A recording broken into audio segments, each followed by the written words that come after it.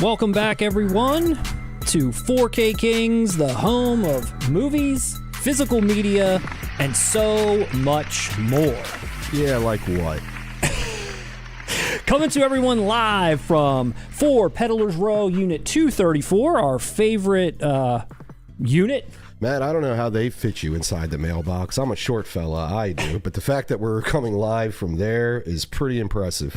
And it's a rather dreary Tuesday here in Delaware. That it is. I don't know how everyone else is doing out there, but say hello to all of your friends out there in the chat. Let us know where you're tuning in from.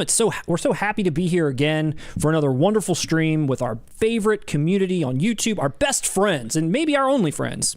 I have lots of friends, Matt. I don't know. Stop speaking for me with all that negativity and self-pity. Lindsay, how are you doing out there tonight? Hello, doing well. How's everybody doing? How is the chat? Are they fired up? Are they raring to go? Yeah. They're fired up. They're fired up. They're angry. They're fired up and They raring want to to go. hear about going with the wind. They're ready. They're ready to get blown away in the wind. Bob Dylan. I don't know what I'm talking about. No, we got to stay away from you. You're going to start doing. Oh wait, what is your Bob Dylan impression, Matt? I don't have one. He doesn't have one. I don't got That's one. good. Yeah, That's good. it's all right. That's good. I muddled through That's it. good. Do Bob Dylan singing Caribbean Queen. I can't do that. I cannot do that. Do young Frank Dukes singing Caribbean Queen. I'm going to have to workshop that before we do that live on air. I can't just start doing this for the people. I got to really have some level of professionalism. Right. But we're here. It's Tuesday. We're so excited to be here. Thank you so much for joining us as we are heading towards our 20,000 subscriber goal. We're getting closer by the minute. That's right. We're gonna do a Patreon the day we hit 20K. So close. Yeah. So close. We can finally cash in. And if you're watching this stream, but you haven't subscribed yet, click subscribe so you can join the chat. Like we said, the best physical media community out there. We're so happy to be here And the with you chats all. are fun. When I go back and Love it. read them, dude, it's always like a cool vibe. Yeah, they're the best. It's never any like infighting. We're just one big happy. We're a happy family. We're a happy family. I'm gonna give a family, me, mom, and daddy. I'm going to give an applause to the chat and to you for whatever that was you just did. Thank you.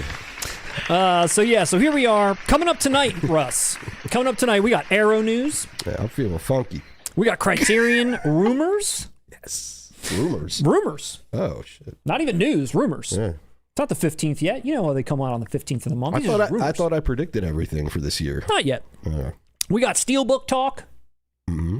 And we're going to be roasting, maybe toasting, a audience member's physical media collection. I'm in the mood to roast today. In the mood to roast. Yeah. In the mood to roast. I'm out for blood today. Just want to mention at the very top of the show that we've done as much as we possibly can to reduce all of the jittering, all of the stuttering, all of the buffering. Hopefully everything is working well out there for the rest of the YouTube audience, that we're not getting a lot of things dropping off a cliff where you don't see us anymore, you don't hear us anymore. Let us know if you're seeing any improvement at all as we continue throughout the night. Yeah, dude. When I watched our last one, I realized that Carlito broke the live stream. I think he might have. I think it was just too much energy that your bandwidth couldn't contain it. We're hoping that things are fixed. Like I said, let us know. We're doing our best to bring you the best stream possible, including a very smooth and buffer-free. It's bufferless. Bufferless live stream. It's a bufferless stream. Yes. I don't know about you. I prefer my streams bufferless. A little bufferless. Before we do get into the news, I'm old-fashioned like that. You are old-fashioned. That's what I you. like about you. Thank you. Let's tease what we got coming up for the people at home outside of the news tonight. Okay. So coming up soon, we've got a segment on directors that hated their own films. That's right. We've got our State of Physical Media 2026 video, a review of how everything stands today in the physical media world. That's right. We got that coming up. And if you can't catch it on YouTube, C-SPAN will be covering it. C-SPAN, all 5 hours of it. Yes. We're also going to be reviewing Hard-Boiled. Once we get Hard-Boiled in our hands, we'll be reviewing that for all the people out there interested to hear our point of view on Hard-Boiled. Yeah. We hate it. No. As well as The Killer. We're going to be reviewing The Killer when we get that in hand as well. And possibly even Speed Racer. Possibly. I'm going to go ahead and say definitely. There's a lot of people that are interested in our opinion on Speed Racer. But man, what about Fight Club? and probably Fight Club. You were supposed to say, but wait, there's more. But wait, there's more. I didn't want to blow our load just yet on the news, and I was going to discuss the news and then say, hey, maybe we'll do a review. But you jumped the gun, but that's okay. Maybe Fight Club too. I'm on this stream to bust loads. Let us know. Let us know. Let us know what else you might want to see from us out there outside of those reviews, our State of Physical Media segment, and so much more. But let us know what else you'd like to see from us, and we'll do our best to bring it to the people. Last week, for anybody that cared to know, if you watched it, great. We appreciate it. If you didn't, go back and take a look. Our sequels that lost their edge video. Matt, I think this was one of the rare times in 4K Kings history that you were pretty controversial in this take. I want to clarify to our audience. Okay. I did not pick RoboCop 2. I did not pick Ghostbusters 2. That was all your doing, my friend. It was, and I stand by the fact that both of those films lost the edge that the first one had. I never said I don't like Ghostbusters 2. I never said I don't like RoboCop 2, even though I can't say that I wholeheartedly like it. But I like Ghostbusters 2 more than RoboCop 2. Wait, did you just say you don't hate Major League 2? I've seen Major League 2 more times than I can care to admit. Only because it was on TV constantly growing up, and it was just something you just left on. Well, let me bust my first load of the night here and say I hate Major League 2. Well, I hate it. I don't think that's a controversial opinion. We could do a segment that says sequels that Russ fucking hates, and Major League 2 is going to be the first thing we're talking about. It's going to be right off the bat. See? But yeah, dude, I'm with you. It fit the criteria, Matt. I'm just joshing you a little bit. You just joshing me a little bit. They lost their edge. They lost their edge. They did. Even though they may be Revenge of the Nerds 2, I can sit through, but it lost its edge. I like Revenge of the Nerds 2. See, that's the thing. There's a lot of these sequels that I actually enjoy. It doesn't mean they didn't lose their edge. Conan the Destroyer, I grew up on that. I watched that my whole life until watching The Barbarian the first time like 2 years ago. Yeah. You're right. I just wanted to rile the community up against you. You just wanted to bust more loads. All right. Hold on, push the button. Do we have Ray Parker Jr. on there? Bustin' makes you feel good? Yeah, bustin'. I don't have that. But if you did check that video out, like I said, we appreciate it. Let us know in the chat, what are some sequels that you feel like lost its House edge? 2 lost its edge. No. Did you see that comment pop up there, Matt?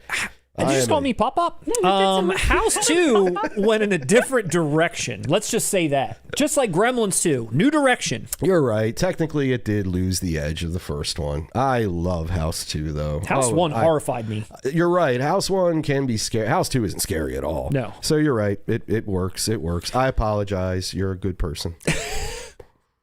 Bustin' makes us feel good. I just love how you guys know, man. Amy Yazbek. She's a, what do you call him, Matt? Cutie patootie. That's what she is. She sure is a cutie patootie. I don't have that queued up. I'm just dicking around over here. Save that load. Anyway, that's what we got coming up. That's what we have in the past. We appreciate everyone being here. You ready to dive into the news, Russ? That I am, my friend. Lindsay, are you ready for the news? I am so ready. Are the people ready for the news? I think they're ready. Are you ready? It feels like you're stalling. Do you have any news, Matt? Actually, surprise, no news. He's all dried up. My load's dried up. Can we stop with the load? I can't do this all night. Well, we'll see what happens. That would take a load off my shoulders if we just stopped making these jokes. We'll see what happens. All right, here we go. Top story tonight, Russ. The top story of the evening. Top story of the evening is that Fight Club has finally been announced in 4K. Shh. We do not talk about Fight Club. It has finally happened. 20th Century Studios, Disney, they've decided that they want the money. And they're putting out Fight Club.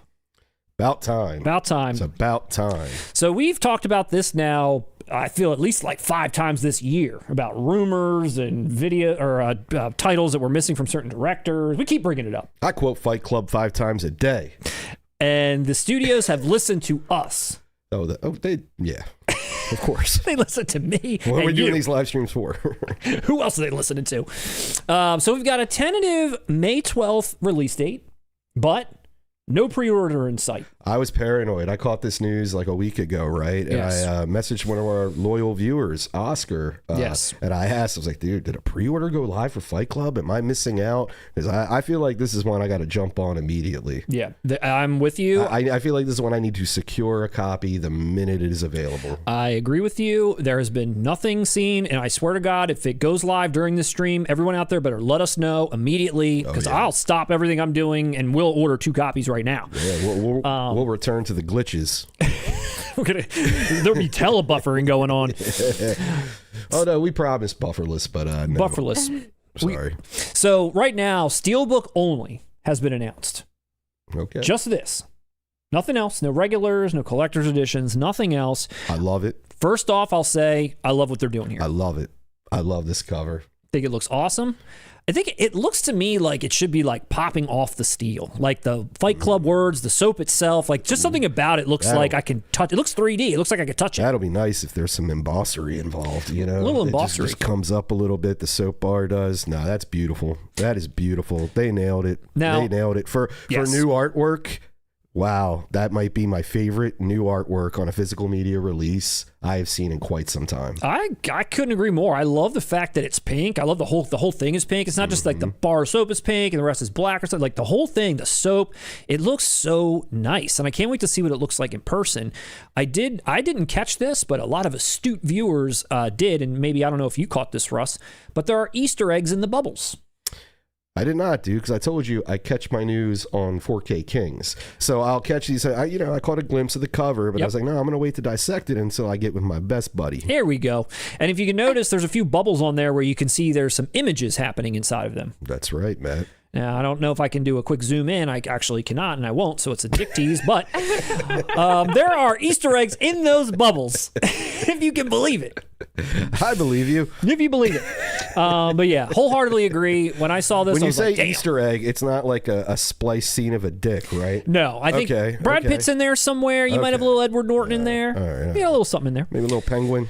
Yeah, I'm assuming, I'm just going to assume here. Let me assume. Let us all pray, maybe, that for, the casual, normal Fight Club person, maybe the non-Steelbook lover. There's plenty of them out there. We all have become accustomed to getting Steelbooks, buying only Steelbooks, whatever. But I'm going to hope that someone, that only likes regular cases, slip cases, whatever, that they put something else out there for that audience. Because Steelbooks tend to be, I don't know, these days, probably this one particular, $69.99. Once Disney finally tells us how much it is. Worth every penny. They want the money. But maybe there's a regular, maybe there's going to be a collector's edition version. That's what you had either predicted or hoped for, or claimed that would make the most sense, that you would have maybe a Steelbook inside a hard box kind of a deal, maybe some tchotchkes and so forth. My prediction was Steelbook from the beginning, because all of Fincher's films get 4K Steelbooks. But didn't you say... But I said I would want... My the fans dream deserve. would be like what Zavvi would do with their boxes, or a hard Arrow type box. Yeah. But I knew just from the way Fincher's titles are getting released, that was not going to happen. Yeah. I knew it'd be a Steelbook. Yeah. But I do agree with you. This title will be re-released to death in foreign markets. We're going to get a ton of alternate covers and editions. Yeah, it's that kind of title. It is. And I agree with you. You need a basic standard one for casual fans. Like it or not, this film is a classic now. It is. It is a classic. Do you think there's a possibility it's a Steelbook only? And if so, is that a shame? Well, what do you... I don't think it'll be a Steelbook only for long. It may... off the bat, because as Stephen Baldwin says, they need the money. They need the money. I recall the Willow Steelbook from Disney that was like $65.99 from the jump. I don't believe, someone correct me if I'm wrong, that the US ever got a regular. I bought a regular from overseas because I actually liked the regular, the look of it a lot better than what the steel was. Paid like $25 for whatever, but I don't think US ever got a regular for that. I didn't buy Willow. It's a shame. Shame you didn't do that. No wonder physical media is dying. Round of applause. No wonder physical media is dying, because you're not supporting titles like Willow, and you're not spending $65.99. Say, everybody should have boycotted that. If that's going to be the price of physical media, nobody's going to be able to support it. So let's just give a couple of details. We've got 2-disc release, 4K and a Blu-ray, new 4K master approved by David Fincher, Dolby Vision HDR. Now, so far, we've seen Fincher tinker with 7, and we've seen him tinker with Panic Room from an AI perspective. What are the chances we're going to get some tinkering here? High. Unfortunately, I believe they're very high. Yeah. He wouldn't approve it if he's not tinkering. Everyone, when they were like, approved by Fincher, oh, God, what's it going to be? Fincher is a tinkerer. He's a tinkerer. He likes to tinker. He's David Tinkerer. I know, and I'm like, I'm torn on how I feel about it. I know. We know they'll be subtle. It didn't, we know dude, there's going to be a million Coke cans in this movie now. It's going to suck. It didn't bother me with 7, despite everyone that disagreed with it. I felt like everyone that had a hard opinion on why they disagreed, I agree with you. If I wasn't as passionate about, like now the rain that was like missing on this side of the frame because they were doing a rain machine, now he's added it in to kind of fill the thing out. I was like, okay, it's not going to take me out of it. But some of the stuff I saw in Panic Room, it was like a curtain had a wrinkle. They fixed that. The Coke can was turned around. They added buildings. They did, dude. They added actual buildings and physical spaces. They did. That didn't exist when they filmed it. Yes, I can see why that would piss people off. You have every right to be pissed off about it. I'm curious what the lengths will be that he might go to for Fight Club. I hope not, because I mean, part of the satire of Fight Club is rejecting consumer culture. Yeah, which it would be very ironic if all of a sudden, Tyler, the beers when they're at the bar and everything, all of a sudden are repurposed, so we know they're Budweiser or something. He makes the movie worse on purpose. That is true. He tinkers it in the reverse way. He's not a guy like George Lucas who's going to randomly throw in Jabba the Hutt walking by in scenes. They're going to be these really minimal. Dude. Fincher he's an OCD director. No, I agree, and so as far as what I've seen features wise, it's a stacked release, but I don't believe there's anything new. You've got commentaries, you've got featurettes, deleted scenes, all that kind of stuff. For all the audio heads out there, there's nothing that's mentioned in the press release, and I saw a lot of people that were concerned, like, it better be 5.1 this, it better be the original that, like, what is it, Atmos? I don't know how he's going to, there's a lot of comments about what the audio is going to be and that they hope it's what they remember or what's, like, faithful to the film, but it's not mentioned. It's going to have a Radiohead score now. Instead. Yeah, that's how Fincher, he's going to just replace it all. We're going to recast it. It's going to be Timothy Chalamet as Tyler Durden now, Matt. How do you like that? How do you like that? So overall, very excited that it's finally here. Love the packaging, love the product, so to speak. Now, like we mentioned, no pre-order.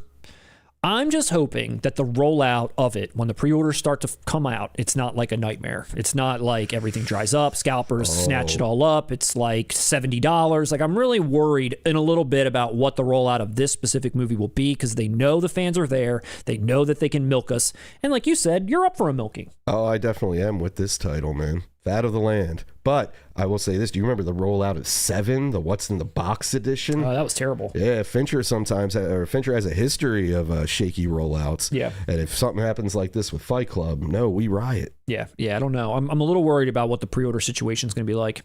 I think it'll be solid. Yeah. And solid in terms of it being available, just going quick. Yeah. Going quick. I got to lock one in, man. I do like the timing of this release. It's like a month before Father's Day. And I feel like if there are daddies out there, they should put their women onto this or their partners onto this, because I feel like we would babysit that link and we would get that pre-order in. There you go. Yeah, and I think it's a pretty sad state of our society that fathers out there are identifying with Fight Club. Is that what you're suggesting? All the daddies out there. I think that phase should have exited post the early 20s of taking this movie as like serious philosophy and not understanding that it's satire. No, I believe it now. The satire's come full circle. This is the ultimate dude flick, though. When I think of guys I know. I'm messing and movies, around. I think of Fight Club. Of course. All you fathers out there, Father's Day, all you wives that are out there watching with your husbands right now. I was about to say, tell my wife. I can save some money. I'll get this for Father's Day. If you're out there right now watching this with your partner, give them a nudge. Like, hey, Father's Day, think of me. Fight Club. But if you're a female, you hate it, apparently, according to Lindsay. That's not true. I think I like this movie. I mean, I've only seen it once. I think I like it. There's your answer. I'm ready for a rewatch. You ready to have your mind blown, Russ? I've seen this movie once. Dude, so you're the same as me. Yeah, we're simpatico. Okay. Dude, I've seen this movie like 60 times. I know. I'm excited to see it again. How many times? This was a movie. This hit in. It debuted in '99, late 1999. One of the first DVDs I ever owned. One of the first awesome special edition DVDs was that Fight Club 2-disc where it came in that brown box. Oh, I love that one. That was one of the first awesome DVD purchases I had ever made as a collector. Right, in that format. Yes. I forgot where I was going with this, Matt. All right. Well, allow me to put further shame onto myself because no, I know where I was going with this, Matt. So at this age, right? At this age, I was like, late teens, early 20s. You party, you drink, you do fentanyl. You put Fight Club on. Exactly. This is the movie where, like, at the end of the night, you order shit food, you're trashed. You don't want to engage with something you're unfamiliar with. You want to watch something that you've seen a billion times. You're going to quote it as you watch it. And Fight Club is the definition of that movie. I believe if you're my age, it is, and you had an alcohol problem. Okay. Am I wrong though? I thought. No, I had an alcohol problem. Yes, I know that. The last. I'm just messing with you, Russ. You know I love you. The last scene in the movie, or one of the last scenes, wasn't it filmed in Wilmington? It is. Yeah, I always thought that was cool. There's a Delaware connection. No, it takes place in Delaware. There you have it. But I didn't know. Yeah, subtly. If you pay attention, it does. And in the book, I believe Palahniuk actually states it. You got to think, if you recall the ending, we won't spoil it since you guys only saw it once 30 years ago. It involves the headquarters of credit card companies. Yeah. Now, we're all here in Delaware right now. Where are all the major... someone here works for one. All the headquarters are based in Delaware for the tax incentives. Yeah. And if you watch the film, there's a part where Norton and Pitt are walking by and they're talking, hey, did you hear a Fight Club started here? Listen, they're saying Newcastle. They're saying, it's like random, like counties around here. Peddler's Row. Yes. We were too hard even for them. Fight Club of Peddler's Row, Unit 234. Someone let me know in the comments who's read the book, because I read it many years ago. I seem to remember like him outwardly stating it took place in Delaware. Yeah, I do remember that trivia, and it's been so long, and that's the shame I was going to put onto myself, is that I saw this when it came out on VHS. I have bought this movie on DVD. I have bought this movie on Blu-ray, but I just never rewatched it. It's much like Whole Bloody Affair. I was holding out for the 4K release back in the 90s. Sure, makes sense. When this was one of the first DVDs also, like you said, it had a ton of features, multiple commentaries. Yes. I remember watching the commentary with the Fincher and the cast. That's where I learned that Radiohead thing. Yeah. And we made a short about it, because on that commentary, Brad Pitt and Edward Norton were talking about, they're like, dude, when they were filming, they heard in their head, like they just pictured Radiohead, that vibe over what they were filming. Right. And Fincher said, suck my dick, it's Chemical Brothers. Dust Brothers? Dust Brothers. I don't know, there's some brothers. One of the brothers. We got a couple brothers out there. Dust, Chemical. The Isley Brothers. Whoever they went with, I don't know, Matt. But it sure as hell wasn't Radiohead. It wasn't Radiohead. Well, this has been announced. Rest assured, audience out there, we will do a review of Fight Club when it arrives. It'll be a fresh watch for me. Russ's 61st time watching it. We'll dive into the film, the release, everything that goes along with it, our typical 4K King style review. So you have that to look forward to around the May timeframe. And if you want to hear the history about that Radiohead story, we have a fantastic short on our page devoted to that topic. You sure do. So there you have it. Look out for our review. But before we go forward, Russ, would you like to check in with the chat? I would love to, because I want to know if they have an answer about that Delaware question I had. Let's take a look and see how the chat's doing. All right. A super chat did come through. I was going to wait to the end of that Fight Club segment. Perfect. That's why you're our producer. You know what to do. You know what to do. Hit us with the super chat, and then we'll read the rest. Okay. This may be old news, but wanted to share. I've been finding sold out 4Ks on Barnes & Noble website where people are trying to sell them for big money on eBay. It's from Redline. Is that right? I've been finding sold out 4Ks on Can you name one? I'm curious to know what's been like out of print or whatever that everyone thought was that you're finding on Barnes & Noble. I'm curious. I found Near Dark on 4K at Barnes & Noble. Everyone's looking for that. And come on, real collectors got that joke. Everyone's looking for that Breaking Away 4K. Yeah. Twilight Time. I think there's plenty of copies to go around. They're still enjoying Silverado. If I ever need, to like bail myself out of some hard times or like, operations coming up, I'm just going to sell that on eBay for a couple thousand. What's that? Which one? Breaking Away. We should do a segment of our most valuable movies. Movies we would sell if we fell on hardship. There's a couple I have that are out of print. I've seen on eBay that are gone for ridiculous prices. I've actually never gone through what I have to determine if, other than breaking away because we talked about it, I don't even know. I've never stared at my collection and created a graph and analyzed it, but I mean, you know, I'll see things go out of print. No, I do. But price tags are like hanging off of all of them. I'm trying to appear normal. Okay. No, I know a couple of mine. They have a hefty price tag on the black market. I mean, I guess maybe Barnes and Noble, you know, maybe they got stock in the back. You know, they thought they put everything out, but they didn't. So they put something out. Returns too. Returns. That's a good point. Okay. Returning shit. Thank you, Redline. I appreciate that super chat. You're awesome. You're always in there. That's a cool heads up. Love that. Yeah, absolutely. LG. I have a comment from LG up. They actually found a couple out of print copies of Barbarella and Donnie Darko. Wow. Very cool. Yeah, dude, you're providing the real news on this stream, not us. Yeah. That's good news. I'm going to look into that tonight. I'm going to have you dial in so you can be a third host here. We're going to super chat you. All right, let's talk to the chat. Let's see who's in the room. Jordan Branscombe. What's up, Jordan? There's so many good 4Ks coming in 2026 after such an incredible 2025. I couldn't agree more. Every year it just seems to get better and better. I agree, Jordan. I agree. Redline, yo, what's up, Redline? Again, thanks for that super chat. 430K King, says Michael Smith. That's awesome. Here for the 4K chaos. Yeah. Here we go. Michael Smith, gonna beat Matt to it. Haven't seen it. Yeah, I love that one.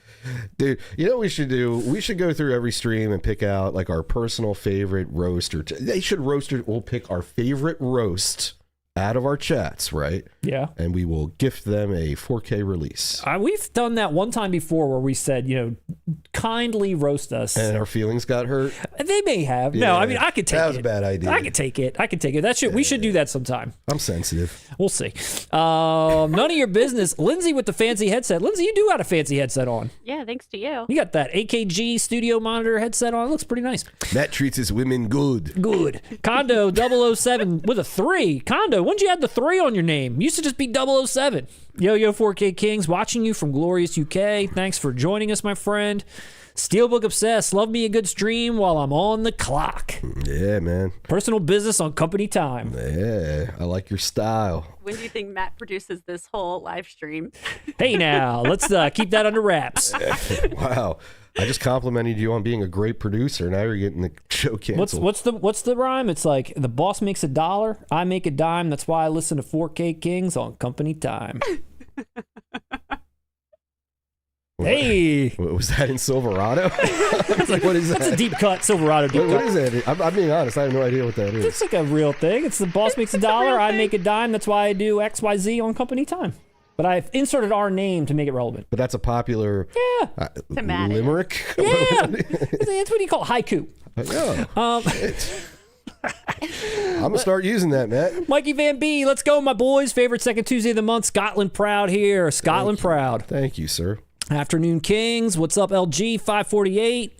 Thanks for joining us. Man, loved my 88 films, double Van Damme. We did kind of drop the ball on Van Damme, Matt. I think we did. 88 Films has damn near put out every Van Damme movie at this point, except for like Kickboxer and Bloodsport, I think. Sure. MVD, I think, just put out Double Impact. I'm holding out for the whole Bloodsport affair.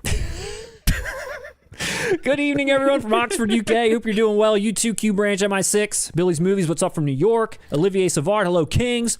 Yo, Marco here from Miami. Miami Connection. Name. Miami Marco Escandole. Hey, you're from Miami. That's how I say it in my head. I like how you put a little zip on that, Lindsay. Yeah. Marco, let us know if Miami Connection is authentic. Is that a good representation of the Miami culture in the late 80s? I think it is. Alex Das, 2000. Peddlers Row, Unit 235. It's 234, Alex, unless you're next door. Is that where you're at? You should come see us sometime. Taking out a lease Are you rhyming again? That's me rhyming again. Sorry, one second. There we go. Hey, Kings, watching from Pahrump. I don't know if I'm saying that right. Nevada. I didn't get a Pahrump out of that guy. There's a Denny back for more. What's up, Denny? We got Steelbook Obsessed. FYI, the podcast episode of Boutique Talk with 4K Kings is back up on YouTube. Damn copyright strikes. Steelbook Obsessed, thanks for letting us know. I was heartbroken when I went back to your podcast of us for like the 100th time. 100 of those views are from me, and it wasn't there. I know, and then you told me, and I was heartbroken. We were all heartbroken, but I'm glad it's back. Yeah, now we mended a broken heart. Was there you figured out how to do it. Something? There was some audio issue. I suppose that he got some sort of copyright strike. We were just too hot for YouTube. They took us down. He hates us. He didn't want us to be successful on his channel. That was a joke when I asked if there was nudity in it. There might have been. We might have taken our shirts off, but you'll never know unless you go watch it now. Check out Steelbook Obsessed channel for episode 50, where the 4K Kings talk physical media. Honor Robert Carradine by doing your best Revenge of the Nerds laugh. Honestly, Matt, I have a feeling you can do that. I do. For something tells me in my soul that you have done that in the past, or at least worked on it, but you're good at impressions. You don't believe in yourself, but you are. I appreciate it. I've never tried it. I thought you had. See, I feel like I'm Lindsay, going to doesn't it embarrass just myself. feel like something he would have done? It does. It just 100% feels does. right. I'm going to embarrass myself because I've never done it before. Why don't you just try? See, now I got to workshop it. It's hard. That is hard. It's harder than it sounds because you got to like. It's like a throaty. breathe in. It's like a breathe in thing with like also a laugh at the same time. Yeah. I'm going to workshop it and bring it back. Okay. But since someone did mention that, I'm just going to throw it up real quick. There he is, Robert Carradine. That's sad, man. It's a shame. Such a shame. It's such a shame. We talked about him and Revenge of the Nerds like 2 videos in a row, basically. I know. And then as soon as I saw this, almost like right before our video went up, or maybe it was like right after, I was like, damn. I know, and it's so ironic because, you know, when we were gathering materials to edit these videos, I literally sat down and watched Revenge of the Nerds and Revenge of the Nerds 2. Like, I sat through, you know, watching them again, and then I heard this, and it was... Yeah, it was sad. And then this picture you use, he looks like Lewis. I know, especially the circumstances too. Not Lewis. I got his name wrong. Yeah, Lewis Skolnick. Right. Yeah, and the circumstances were sad too. I had no idea that he was, you know, battling some like mental illness. And I didn't. I still don't know the circumstances. He took his own life. He did. Yeah. Because he'd been battling with, I think it was bipolar. He'd been battling with bipolar disorder for many years, and I guess he took his life, which, again, very sad. I didn't read much into it. You know, I know he was older, and his brother passed. I mean, not from, you know, I was about to say. There they are. I just assumed it was older age. Oh, man, that's tragic. Yeah, it is. It's a shame. Me out. I wish... You know what, man? I'm going to say this to the audience right now. Anybody who suffers from anything, reach out to someone. You're not bothering them. Nobody would ever. You may feel that way. Just do it. Yeah. Like that's terrible. Man. No, it is. It's a shame. And I know a lot. I think his family came out and they were basically like, look, like there's nothing he, you know, struggled with this. It's just something that overcame him. There's nothing, you know, ashamed or no one's, you know, shameful about what went on because he had been struggling for so long. And it was sad to hear. And it was interesting when I saw like, I guess the news items come up. Many of the headlines were like, the dad from Lizzie McGuire, Robert Carradine. I mean, dude, and I didn't. He's rolled. Well, he's had a long career, obviously, but I didn't even know he was on that show. Lindsay told me that. He was the dad. Neither did I. But we're old. You know that headline's gonna hit the algorithm and the generations that sure. And that's cool, dude. He was known and beloved to another generation. Many generations. Exactly, man. That shows what a great talent he was. Absolutely. So Robert Carradine, you will absolutely be missed. Thanks for everything. Appreciate it. Oh, man. Thanks for who made that comment anyway and really ruined the mood. No, I'm just kidding. Hey, I hate Silverado. Adam Schofield. Hey, Adam. Way to bring us back. Way to bring us right back. Adam, want to hang out? Redline, what are these 4 fishes doing? I don't get these emojis, but I like them. Yeah, those are for people who know who was cast in Lizzie McGuire. Michael Smith, you guys should let Lindsay roast or toast both collections. I'm thinking that's what you meant to say there. Should we let her roast or toast? She roasts my collection plenty. She sees it often. There's nothing to roast about mine. Hey there. Everybody at work asks what 4K Kings are on when I step into the shift with my merch gear on, says Mikey Van B. Nice. They ask what 4K Kings are when I step into my shift with my gear on. Nice. Keep them asking. Make sure you let them know. Let's see. Hey, guys, what's up from Manchester? What's up? AKEMIARTS? Chemiarts? I'm not. It's METHOD, man. There it is. Video is smooth. I'm slipping. Well, that's confirmation for us. There we go. Good news. I think it feels real smooth. Feels really Back smooth. here, it feels very smooth. Not enough O's and smooth. Man, we got a lot of comments flying in here. There's a lot to catch up with. Let's see. Where were we at? The original Ghostbusters RoboCop are pretty high bars to match, to be fair. Exactly. There you go. Exactly. I agree. There you go. Let's see. We got a lot of people saying RoboCop 2 is terrible. Let's see. Love Silverado, hates RoboCop 2, says Daniel Banks. Did you leave that comment? Again, Adam Schofield, I like Silverado 2 more than anything. The sequel to Silverado 2, Curly's Gold. Oh, God. National Treasure 2, Pacific Rim 2. Please don't talk a Silverado 2 into existence. I didn't know there was a Pacific Rim 2. There is. It stars John Boyega from Attack the Block and Star Wars. Did Guillermo do that one too? I don't believe so. Okay. I mentioned in the video Highlander 2 and Hitcher 2 are rotten. You're absolutely right. Yes. Yep. Yes. Let's see. Kingsman 2 sequels were rubbish. Silverado's better than Tombstone. MCC1 CI10I. I don't know that I can definitively say that that's true, but I appreciate what you're saying. I wouldn't be doing a channel with him if he had that opinion. I'll accept that he'll watch Silverado and enjoy, whatever he does with that. Yes. But if he said that over Tombstone, I don't know, man. Here we go. That's a hot take you have. Here's all the Fight Club talk. Love the Fight Club Steelbook. Where's the pre-order? I hope it's not just a Steelbook. I want the money. Fight Club will be $50 and sell out in an hour, says Marco.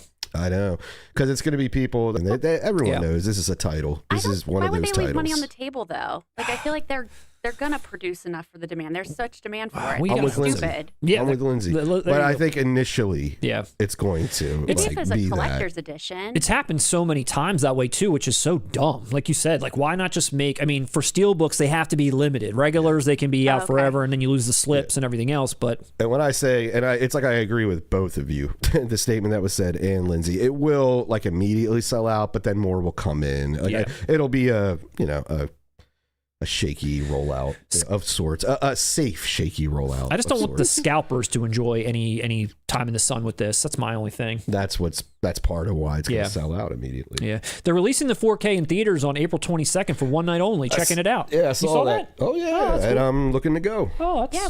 Can you take us? No. Will you take no, me? Of course. Honestly, yeah. I actually told my wife that the other day when I came across that. She's a fan. She likes the movie, and I was like, hey, what's crazy? I was like, in '99, I actually didn't catch it in the theaters. I didn't either. I was like, I'd love to. That's cool. So yeah, we're gonna go. All right. Lindsay, you're invited. Thanks. Matt, you can let me know. You can watch yourself. Olivier Savard says apparently the pre-orders for Fight Club will go live 1 month before release. So we're talking April at some point. Patrick Williams, hello 4K Kings. Hi. Pew Burrito over under bets if they'll talk about Fincher's AI tinkery a la 7. Yeah, we just totally did. Let's see. With their luck, it'll go live just as the stream is ending. Someone better let us know. Wait, Google's Trials 7 wasn't a Steelbook. We got the Steelbook. Yeah, 7 was a Steelbook. What are you talking about? Yeah, I got the regular. Is he talking about the Blu-ray? Maybe you got the Steel and I got the regular Blu-ray. Yeah. Oh yeah. Yeah, and we when we did a review of that, we had both showcased. 7's packaging was weird. It was. That's the only thing that I dislike about that 7 art as the regular was it was like weird how it was put together. My Steelbook was nice. It was very nice. It'll be Steelbook in America, slipcover in the UK, says Scott Shermer.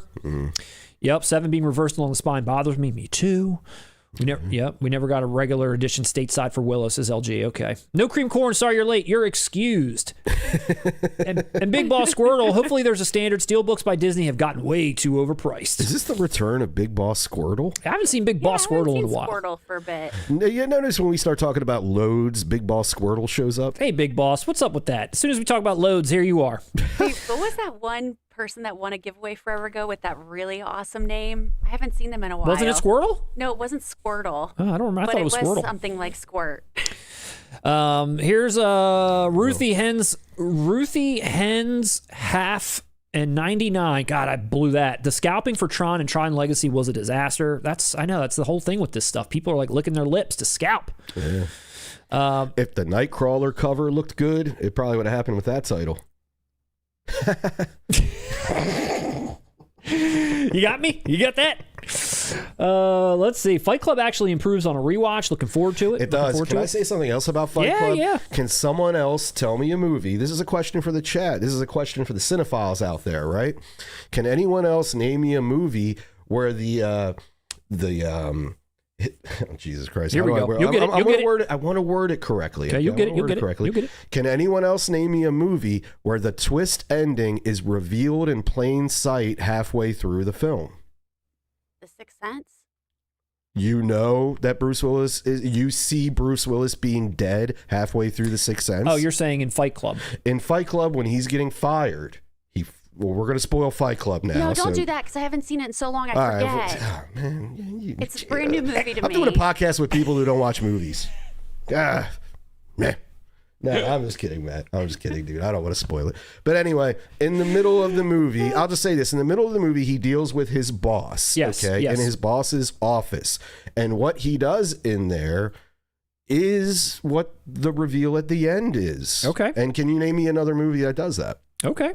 And you don't realize it while you're watching it. There we go. Let's get that answered without spoilers for people like me and Lindsay who don't that's watch true. movies. Everyone's going to talk about it. Yeah, what the hell? Sorry. It's fine. We'll just get rid of this chat real quick. Lindsay, I promise it's not. Do you remember how the movie ends? No. Oh gosh. Oh gosh. To me, that's like a pop culture thing. It that is. Everyone. When so many years go by, I just file movies under I remember liking it or I remember don't liking it.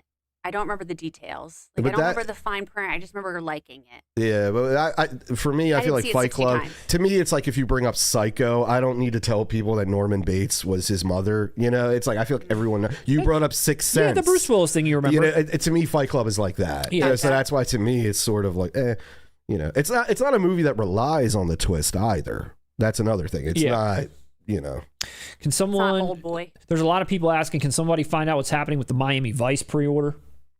I just thought they canceled it. Yeah, I mean, at this stage, I don't even know what's going on with that at all. Yeah, it's kind of like Kino with Johnny Hansen. Yeah. We've got some people answering your question down below. Oh, okay, here we go. More recent ones with examples. They've got movies they're listing. Oh, so the others has clues that are clear on a rewatch. Carlito's Way. Yeah, Carlito's Way spoils in the first 5 minutes. True. But that's not a twist. No, they're giving you the ending. That's part of their story structure. The reveal at the end of Fight Club is a reveal. Yes, that was a weird way of. Especially that mannequin in the car in Casino when it blows up. and I need someone to answer why the hell did they take the wind out of Carlito's Way's sails by revealing what's the purpose of it? Like dude, you've had him on the show. He's talked about it many times where he was very angry at De Palma for killing him twice in his own movie. And I agree with him, honestly. It would have meant more when Benny Blanco comes out at the end and we didn't know that was going to happen. Yep. You know? Yeah. Yeah. Well, it's lovely checking in with the chat. We'll continue on with the news. We'll come back and talk to you all again shortly. Lindsay, let us know if any super chats come through. We'll stop everything. We'll stop the press so we can answer any questions that come up. Oh, one thing I also wanted to share. We talked about Robert Carradine, and we talked about, obviously, his untimely passing and all the many generations of people that he's blessed with his acting and his grace and his charm. But do you remember this poster, Russ? I'll never forget this. Number one with a bullet. I'll never forget this. I forget what we were doing and why we even discovered this, but just this alone, I swear, always brings a smile to my face when I see this. When I see Robert Carradine, look how hairy his arms are. He's looking like Danny Zuko, being super badass here with a shot. And look at Billy D. Williams. Like, what's he shooting at? A helicopter? Like, why is he shooting up there? Is he shooting at the sun? Like, what's happening on this cover? I just love this. This is great. That is great. We need a 4K. We do. I don't know what the movie's like, but we just need a 4K. We need a 4K of this ASAP. All right, Russ, you ready to talk about Arrow? Always. We're ready to talk about Arrow. All right, time to talk about Arrow. Time to talk about Arrow coming out April 18th, 4K Ultra HD. Procrastinators and victims of scalpers unite. We are going to be receiving the Dollars Trilogy collection in one place. We procrastinated the hell out of this. It blew right past me and you both, I believe. I know, but we lucked out. And in hindsight, we should have predicted this. I don't know. I didn't even think about, hey, of course this would happen. I need someone to go back into the archives and scrub previous streams, but I'm pretty sure we at least hoped that this was going to happen. Oh, okay. I think. We did. No, I'll take credit. Even though I don't remember, I'll take credit. I don't remember predicting. I just remember saying, it'd be great if they did. Remember we said it's kind of like a Conan deal? Yeah. But they did all that at once. True. Both and the collectors or the collection all at once. So as we know, this was previously released in 3 individual hard box editions. Kino also has them all out, if you remember, in the U.S. Different transfers, though, correct? Yeah, and these and the Arrow ones were basically cited as the definitive editions of these films, and named by many people, except for us, because we didn't get them, as the best physical media releases of 2025. Yes. Yes. Facts. So, Arrow is doing some of us a solid, us in particular, by packing all 3 of these together in one collection, which is awesome. This is what it looks like opened up. Got them all in there. Nice. Despite all of them being in one box, the differences here are basically non-existent, which is very, very nice. Unless you really liked having all 3, which, by the way, when you had all 3 and you put them together, they did kind of like make sort of like an image, like a picture, which is kind of cool. Oh, I know. It's beautiful. It's nice. But now you're not really missing out on much. The only thing that I could tell, and I'd love the chat to, to correct me, but the only thing that I can tell is that there's a modified booklet that comes with it. There might be some different, like not as many writings that are in there. Maybe it's a little thinner. I'm not sure. But you're getting all the same transfers, obviously. You're getting all the same films, obviously. You're getting the posters. You're getting every feature and everything that had come with it. And the box, the packaging is in the same vein as the original, too. It's not even really much different. And I think this looks awesome. I do think it looks awesome. And as far as lacking the book, we deserve that. That's an idiot tax. Yeah. Since we didn't get the initial releases, we deserve that one. And actually, no, I prefer having individual releases in unison on my shelf the way you described. But I do like this box. I think that's slick. Yeah. Like, for instance, with Conan, I actually liked the individuals way more than the box. Yes. The artwork on that, to me, was subpar. I'm not saying this is the greatest artwork of all time, but I like it. Yeah, no, You know what I mean? no, I agree. And I think this right here, for people that missed out, I think this is a great consolation prize. Exactly. Idiot tax. Sure. Consolation prize. They're synonymous. Absolutely. And it's unclear to me, and I'd love to know this from the chat. Lindsay, you pay attention to this until we come back around to everybody, but I'd love to know, not in a gleeful way, obviously, but like how much does this sting for people that did buy all the 3? Are people out there still happy they did that? Are they kind of pissed off that, like, why did Arrow have to do this? I would have rather have done this and saved like $50-$60 because, all in, you're over $100 with, buying all 3 individually. And this was like $69.99 or something, $68.99. Nice. Which is awesome. Yeah. $20, a little over $20 a movie, plus God knows every feature, plus how many cuts that are in this. It's like a wonderful price. I bet casual people who buy movies would be angry. Collectors, this is what we do. That's what we do, baby. We want the best editions. We want those first run editions. We want to show off. So I don't think they're that upset. So let me throwing it in our face. Exactly. And they deserve to. Hey, okay. I would. I do. Okay.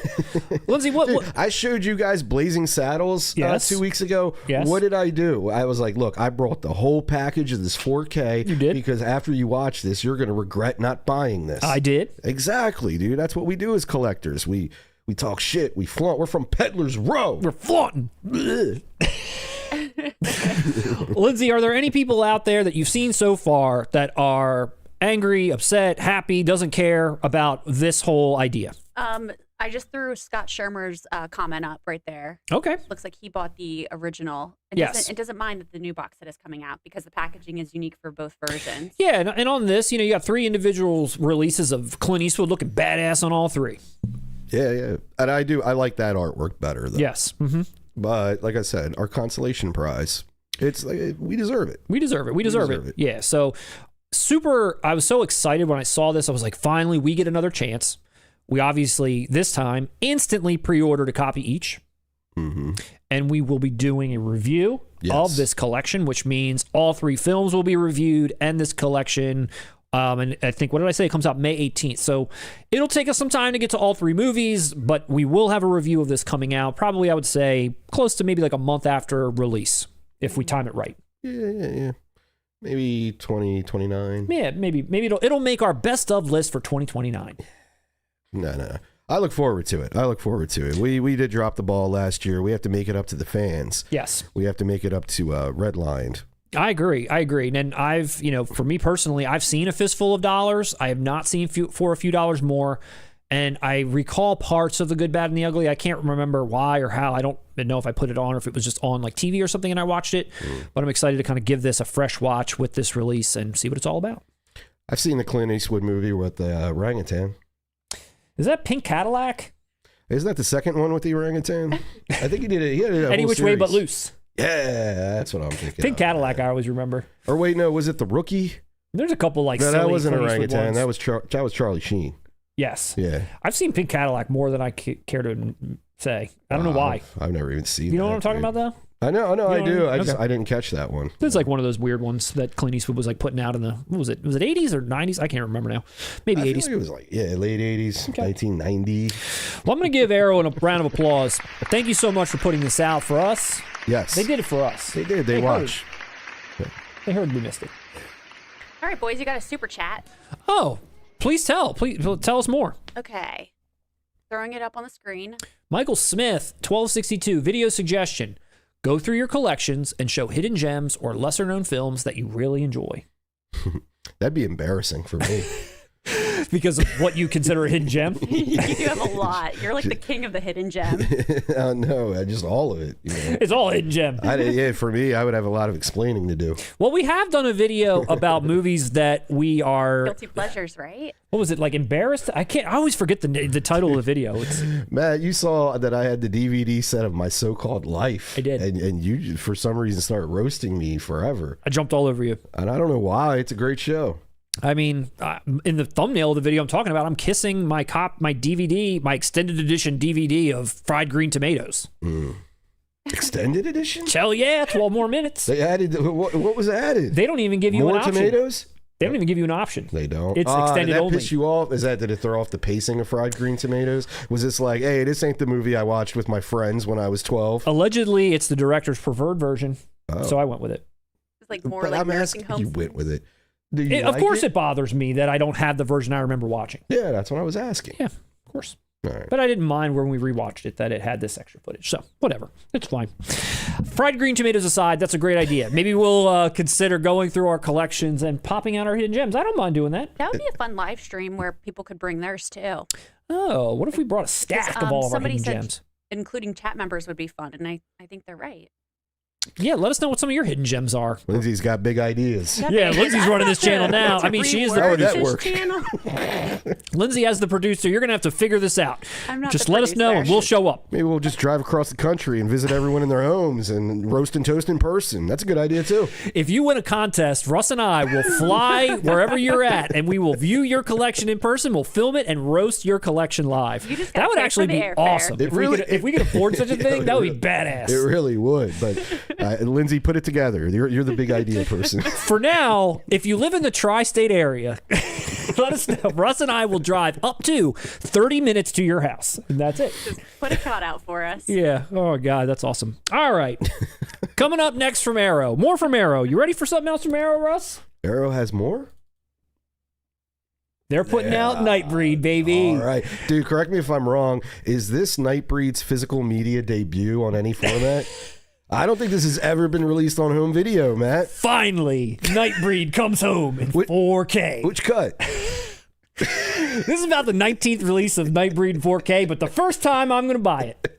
You're buying this Hell one? yeah, I already I pre-ordered thought- it. I don't even give a shit. I thought you already had No. a special edition. I've never owned Nightbreed for all the reasons we've talked about. Wow. I thought you owned this. For all the reasons we've talked about. How many times I've given this movie a try. How many times I've put it on wanting to love it. How many times that I've thought about, wow, I love the idea of this. And it never just rolled over.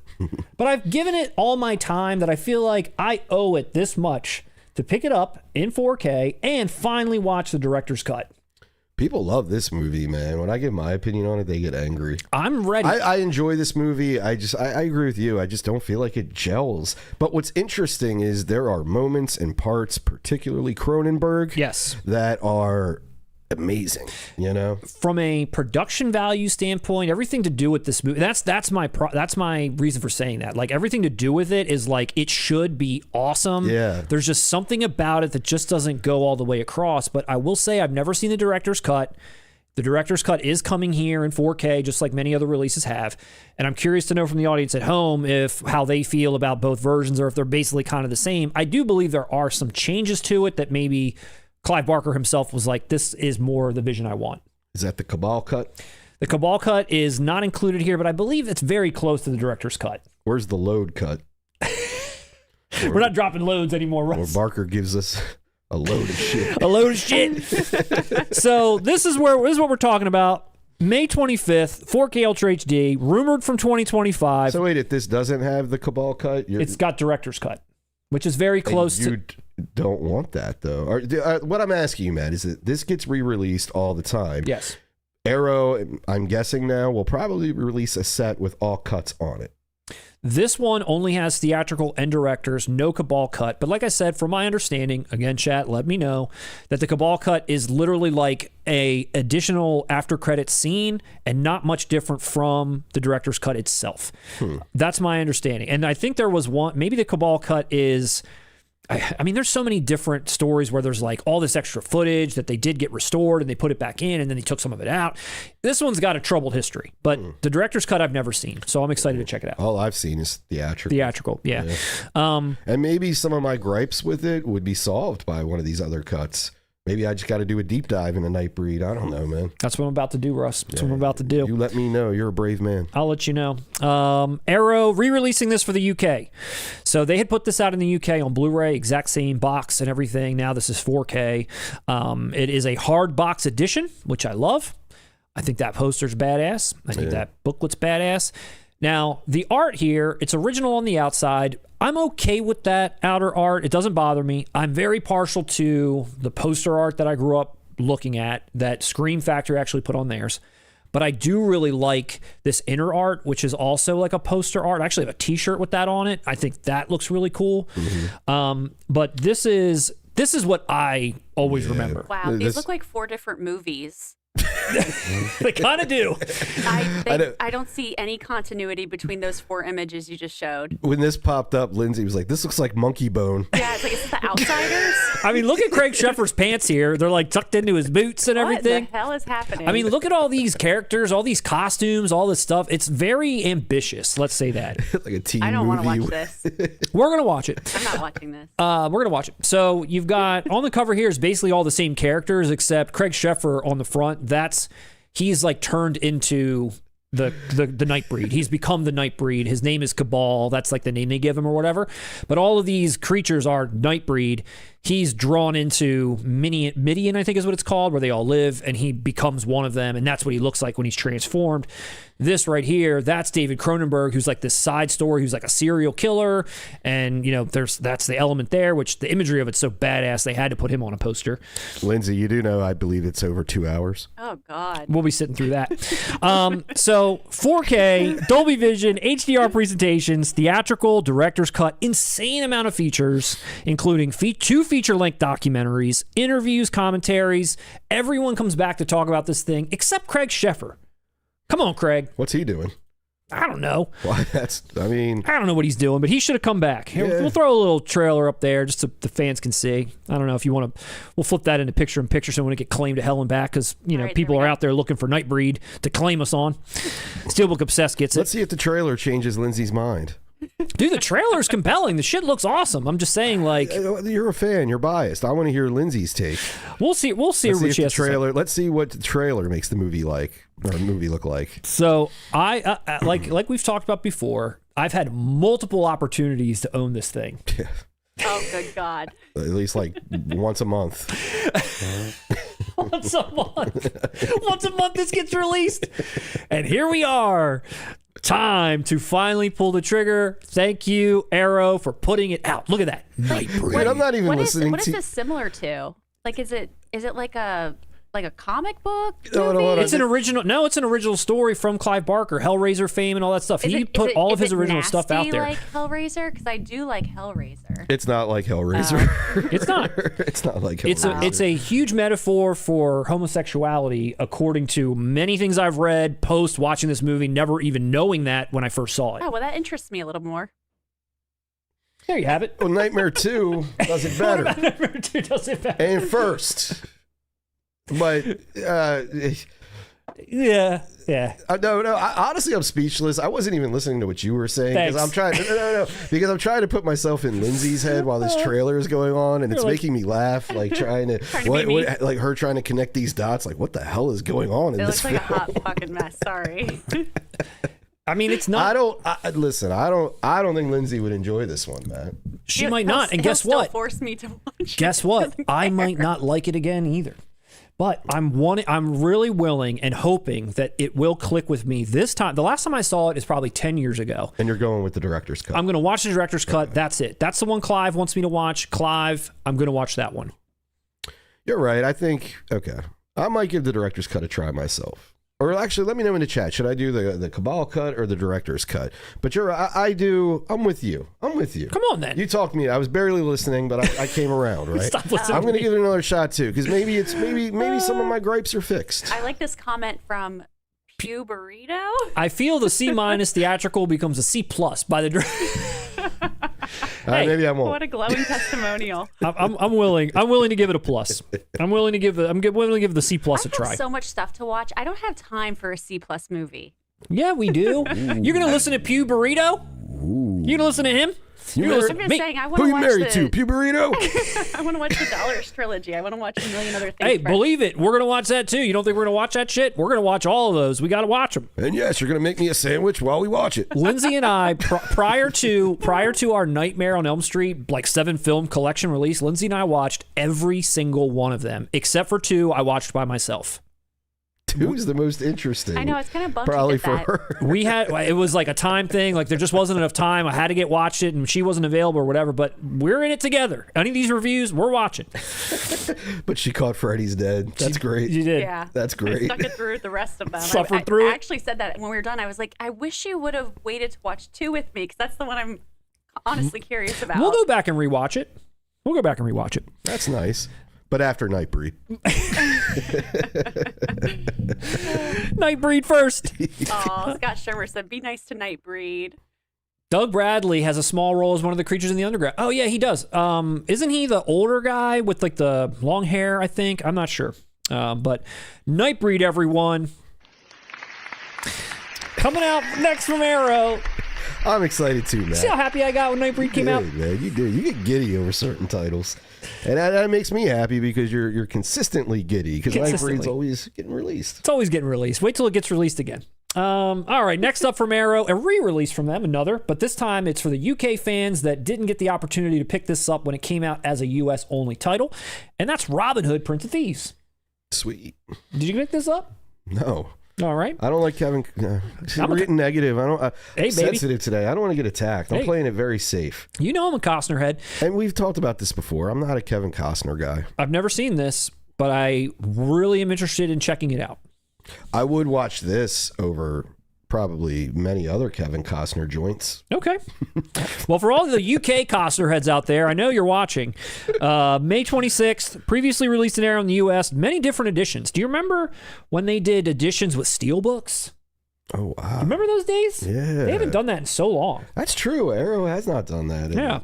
Wow. This was the US, or this was this the Zav? I can't I was remember. about to say, was it when Zavi took over? Zavi might have been. started doing this more. It might have been. Arrow stopped. Yeah, so I think this was, so let me correct what I said. I think there was a UK version that looked like this and had a steelbook, but there was the UK didn't get this version that they're now like re-releasing, which I know some people are kind of like on the fence about. It does come with, all these drawings and all these booklets and different things. But again, even when we talked about this the first time, I haven't gone back to watch it, but it piqued my curiosity. I mean, the cast is stacked in this movie. Who directed this? I don't even know that. I don't know. Scorsese. I don't know. That's weird. I don't know that. Let us know in the chat who directed this. Because that might pique my interest more if it's somebody like, hey, John McTiernan did it. Costner himself. Do you mean Alan Rickman's hair on the cover didn't do it for you? Oh man, look! I know. Let's get a closer look like on that. It's going over the frame. It's like we got to make room for this hair. Room for the hair on the box. He's got some bangs too. He looks great. He's looking good. Rest in peace to that legend. A couple people said, LG 548, best thing about Robin Hood is Alan Rickman's performance. I bet. Yeah. That's the case in a lot of movies, though. Yeah, I don't doubt it. I mean, Rickman was the man. Yeah, he's excellent. And you got Morgan Freeman, Mary Elizabeth Mastrantonio, who I love, Cutie Patootie herself. You got your boy right there, Jack Nicholson. Yeah. I don't know, dude. After I watched a lot of Young Guns too, and now Christian Slater. I'm starting to understand why people don't like him. For years, I was confused. I was like, wow, he did so much cool. Pump Up the Volume, Heathers, True Romance, Untamed Heart. Yeah, he might. Like, he was on a roll, is what I'm saying. But then I look back and go, wait, Young Guns 2. Oh. And then he kind of looks annoying in this movie. I'm not going to lie to you. He kind of does. And it's, I don't know. He might have sullied Young Guns 2 a little. Yeah. Costner's overrated. He's made some iconic movies, but I've always thought he was dull. I'm more of a Kurt Russell guy, says Shaw 84. Yeah, Exactly. That's a man's man right there. Exactly. It's not even that. It's just, to me, Kevin Costner, he's like watching paint dry.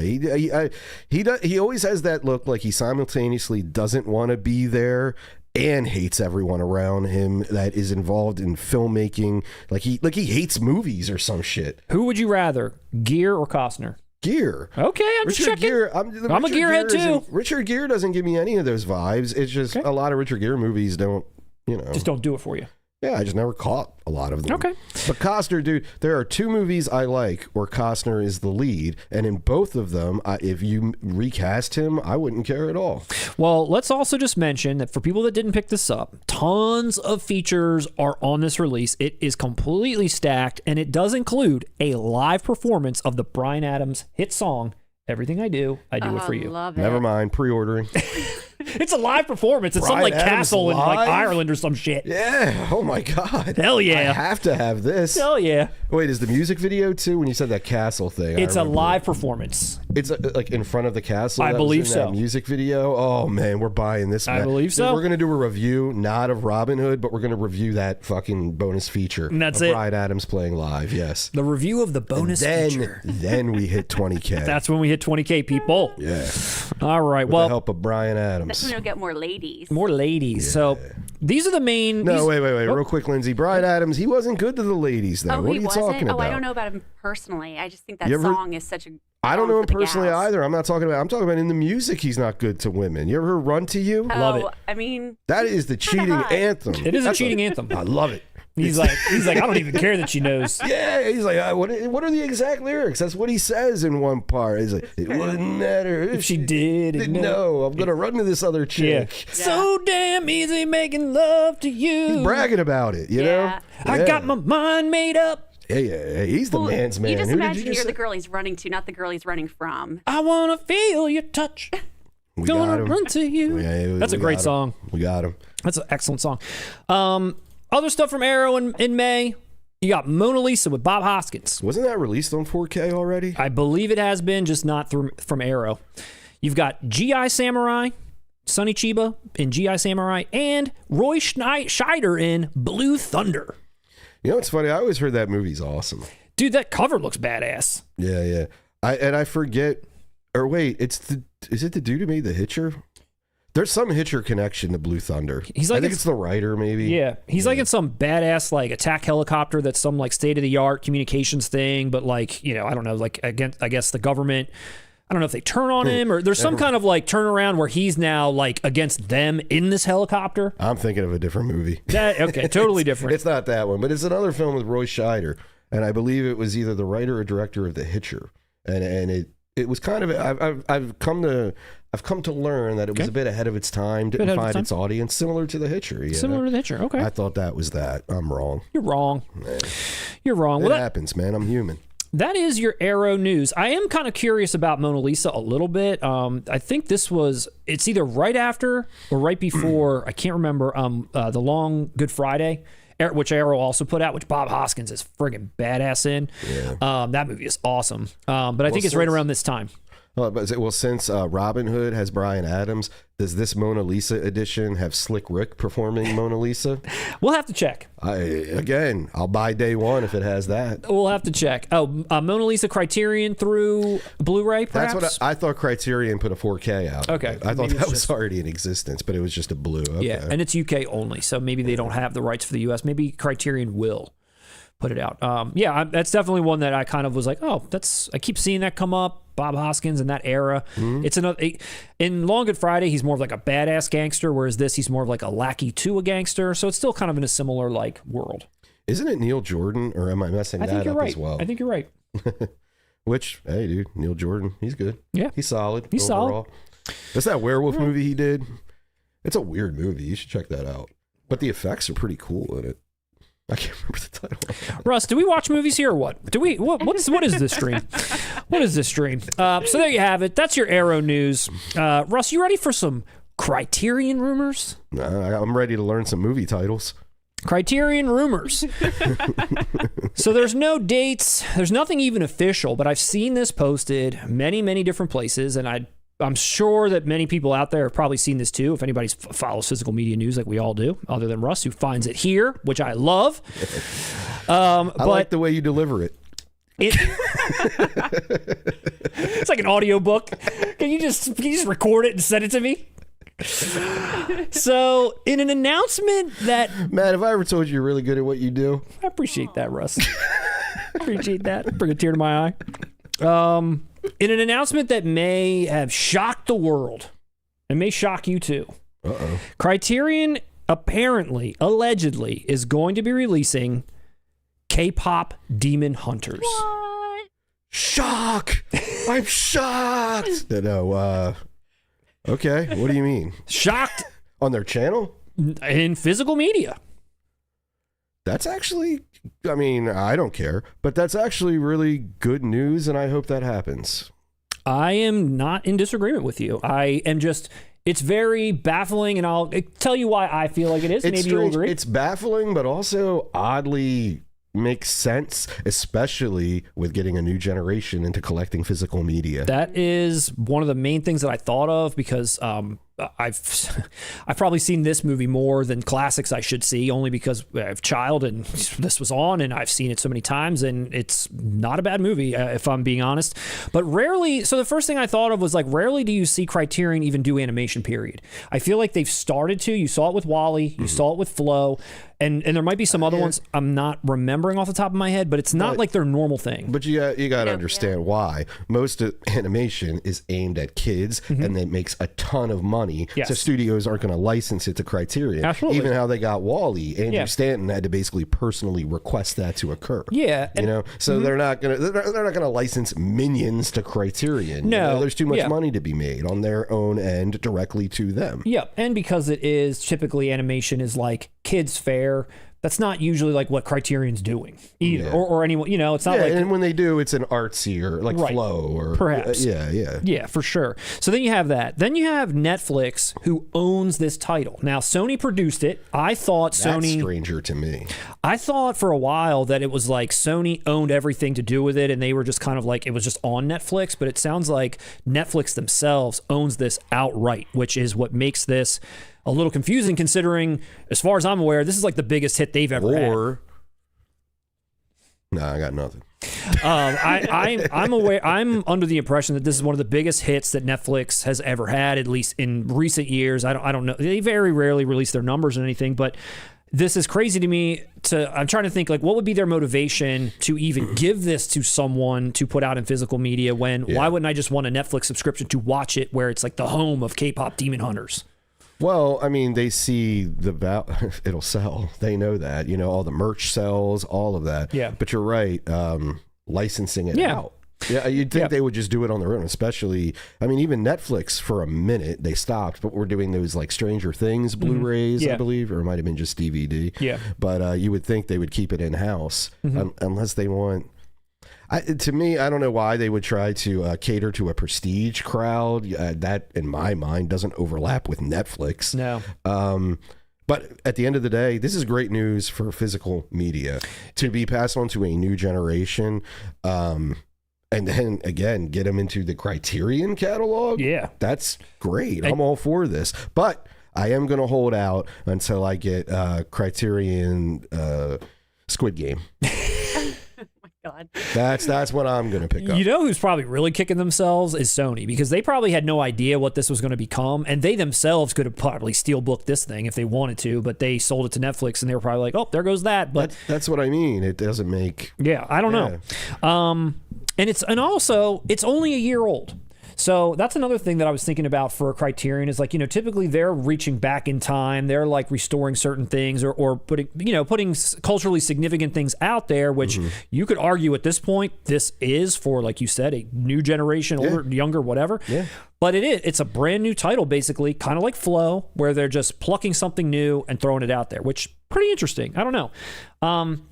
It's hard to say to me, or not hard to say. Let me just put this out there for the audience.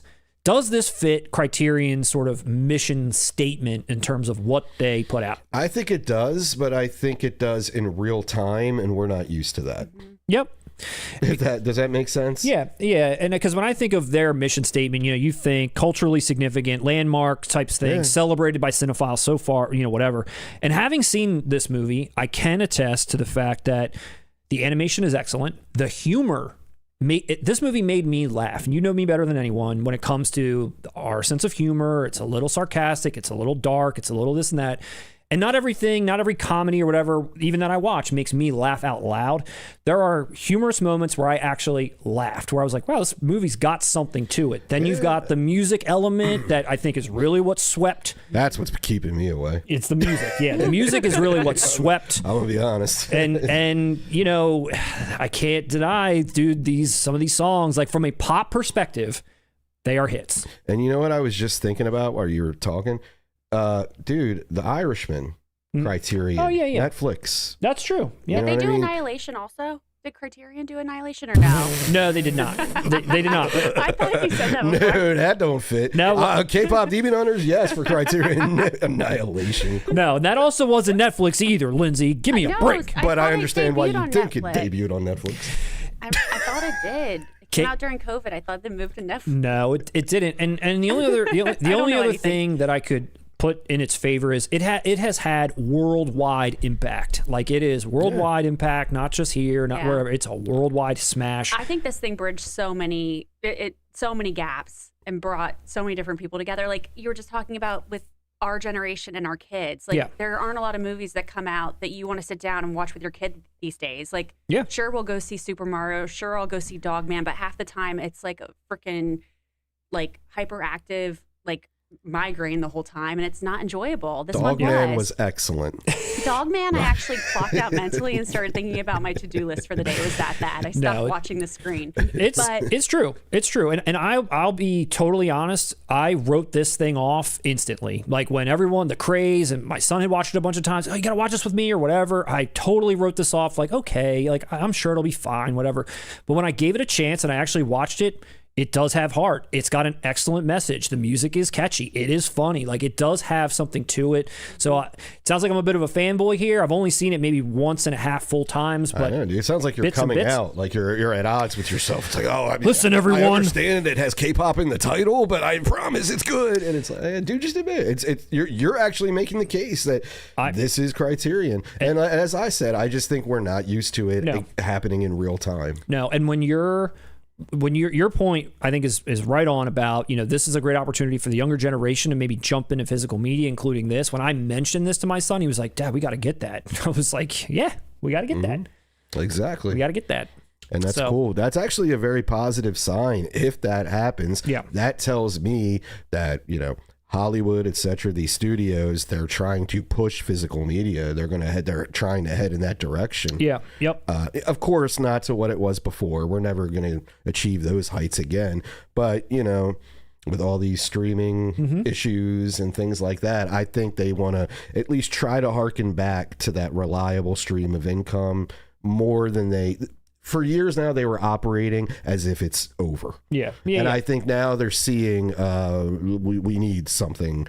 We're not getting anything through streaming. True. You know what I mean? Yeah. And this is a good indication of that. And I'm sure Criterion's thinking like, man, we're gonna make some money They're on this going to do thing. really well with We're this. gonna make And I'll some tell money you- on I'll this tell you title, baby. why- We're gonna fund all these art house cinemas for the next 10 years. We can finally put out Armageddon in 4K. Basically, they're gonna have money in the bank. Another big reason why I think this will do so well is I do think there's been such a limit on like content surrounding K-pop Demon Hunters. Like there's not a lot of stuff out there about who's behind this, what was the process, and I think kids. That's true. Like at least our kid, they're really excited about this whole production, and they want to know more about it, and it's not out there. The voice actors, who the singers are, because it's different. Like there's a voice actor and then there's a singer, a lot of mystery whatever. around, like especially the guys. Hopefully there'll be some really good bonus features about the men. Saja boys. Yeah, we need the men. There's men in here too. Don't forget.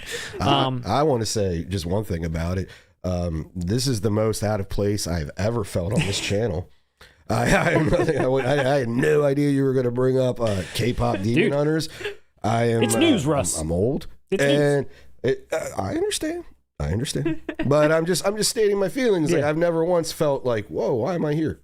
I will say, I mean, and I'm not going to say. I'm going to let the audience say, and for all the purists of Criterion out there, do people feel like they're sellouts putting this out? Do people feel like they're just changing with the times? What are the main thoughts? I really am honestly curious to know the general consensus about how people feel about them putting something like this out. I'll tell you, they're going to go easy on it, but they do traditionally whenever like Breakfast Club is released or Fast Times at Ridgemont High, they always get accusations of selling out. And I always counter that argument with, hey, they got to keep the lights on. They do. You got to sell a movie like The Breakfast Club to get your French New Wave classic in 4K. It's true. And they don't just like willy-nilly pick random bullshit. No, yeah. Breakfast Club has merit. Dazed and Confused has merit. All of that. So it's good, and you're right.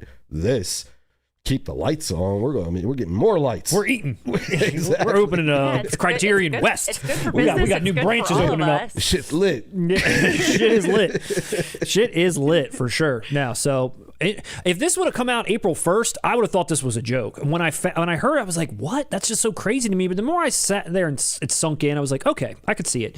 Now, one other rumor that came simultaneously with this, and this is probably more definite than anything, is that DuckTales? Guillermo del Toro's Frankenstein is going to be on Criterion. But it's another Netflix-owned thing. Yes, and they do Del Toro. They love it. Yes. This is the golden rule of movie collecting. You never pick up a first-run Del Toro release. Criterion will get to it. Yes. Give it a year. Might take 2 years, but Criterion will put out your prestige Del Toro films. They've put out so many of his, and some they have not. There's been some that have not gone to him, some that have gone to Arrow, whatever too. Like what was that? A Crimson Peak, and I think like Hellboy's not out on anything. Yeah, because like notice how did I word it? I said your prestige Del Toro films. But my question to you, not those. Do you think this is prestige? Yes, you do. It's up for Oscars. Is it? Yes. I don't think I knew that. I think it's nominated for Best Picture. So it's K-pop Demon Hunters. There you go. There you have it. Prestige. I don't Criterion. know. I didn't realize. We answered our own question. I didn't realize that was up Criterion. for Oscars. I could be wrong. Let me know. I thought it was, though. I thought it was up for Best Picture. Best Picture? No shit. I would have thought maybe You like act like this is production, what, costumes. Matt, are there like good movies out today? What the fuck? Why are you so surprised? I am. And they got 10 nominations. I mean, shit. Yeah, that's true. Trust me. F1 is nominated, I believe. Back when It they had is. 5, I guess it was a little bit harder to crack the list. Now Yeah, they've if it got was 10. 5, this wouldn't have made the cut. Yeah, no. this is just like a. And yeah, you got to think, dude. They released it in theaters. Yeah. You have to, for a movie to be considered for Oscar consideration, it has to have a theatrical run. Right. So when Netflix put this out in theaters for 2 days, you knew that's what they were doing. Yeah. They were doing it for awards consideration. Gotcha. Well, those are the Criterion rumors, Russ. That's all I have. I confirmed that one. It's confirmed. That's not a rumor. That ain't even a rumor. That's confirmed. We've got 2 super chats before you move along. I was actually going to go right over to the Oh, chat anyway, just to kind of wonderful. check in before we went to the the latter half of the Matt, stream. Make them think they have to pay. Stop.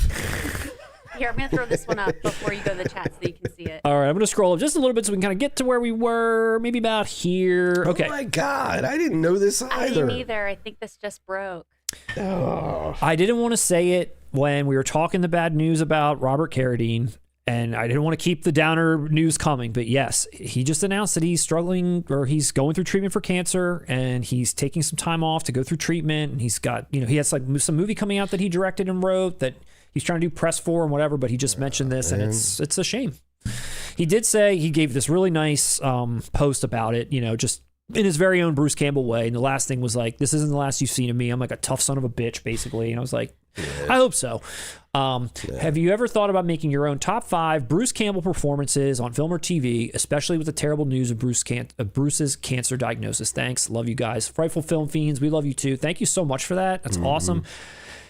We never thought about that. I mean, he's definitely someone to do that for. Definitely. And obviously we're going to go, number 1 will be Ash.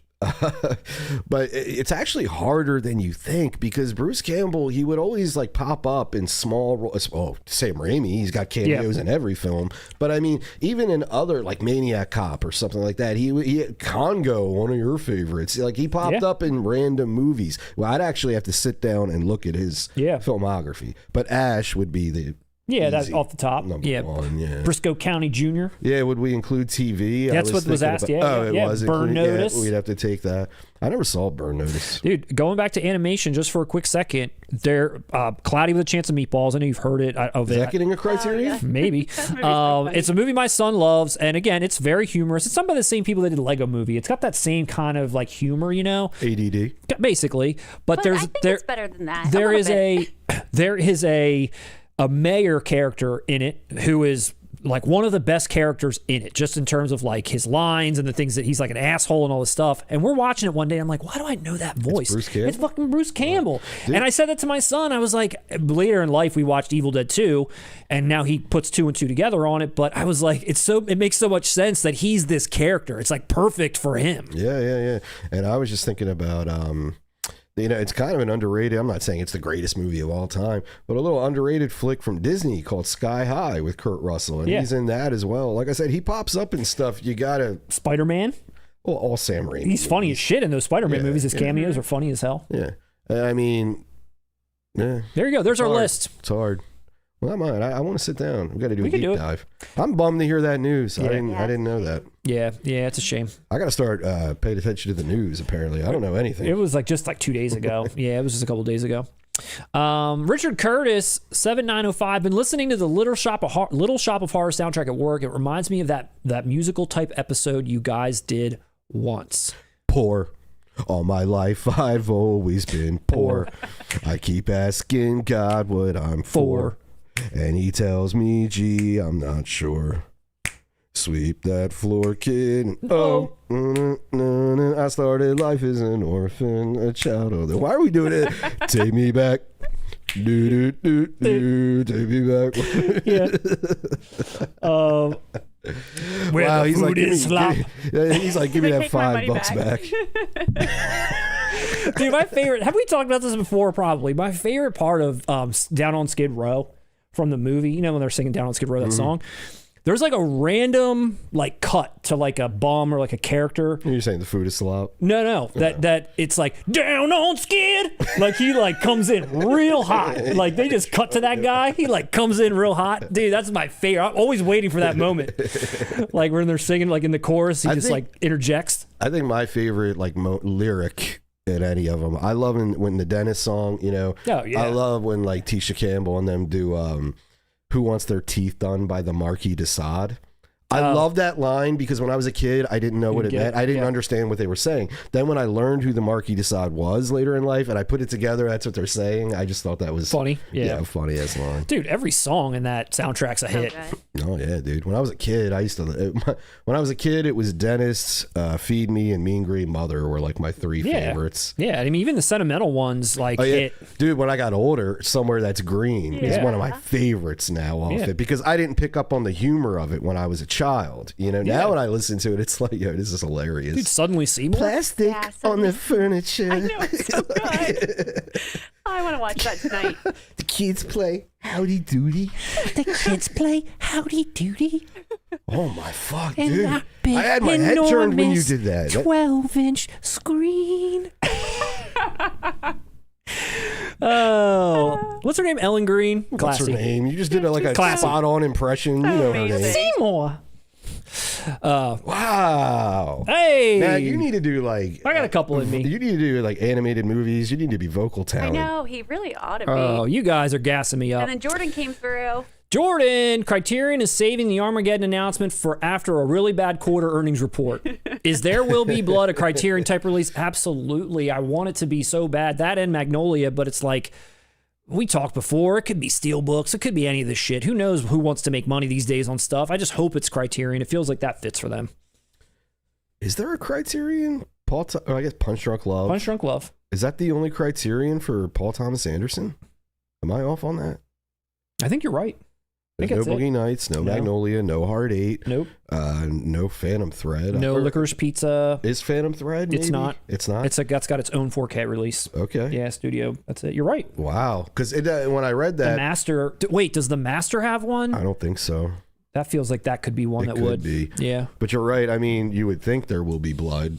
Yeah. And then I got me thinking, oh, maybe they do one battle after another too, but maybe they don't have. It's just Punch Drunk Love, which is odd. Actually, that's the one I could see not being on Criterion. Yeah. Yeah. You know? A lot of Nightbreed love. Nightbreed VHS cover, iconic. Director's cut is a better ending and a few other nice additions. The director's cut of Nightbreed is a lot better. It fills in a lot of gaps. All right, you guys. Yeah. I already pre-ordered it, so. I'm open to it now. I'm open to it. Like I said, that movie, it just felt like it has moments. Yeah. And like you said, it just feels, I don't know, clunky. The Dollars Trilogy made me a cowboy aged about 8. The only upcoming release I'm actually excited is Gone with the Wind. We're about to talk about that, Ethan. Hang tight. Adini, why do people think Nightbreed is so good? I think it's so dry. Adini, have you watched the director's cut? That's clearly the one we need to watch. Adini's response, have you watched The Last Dragon?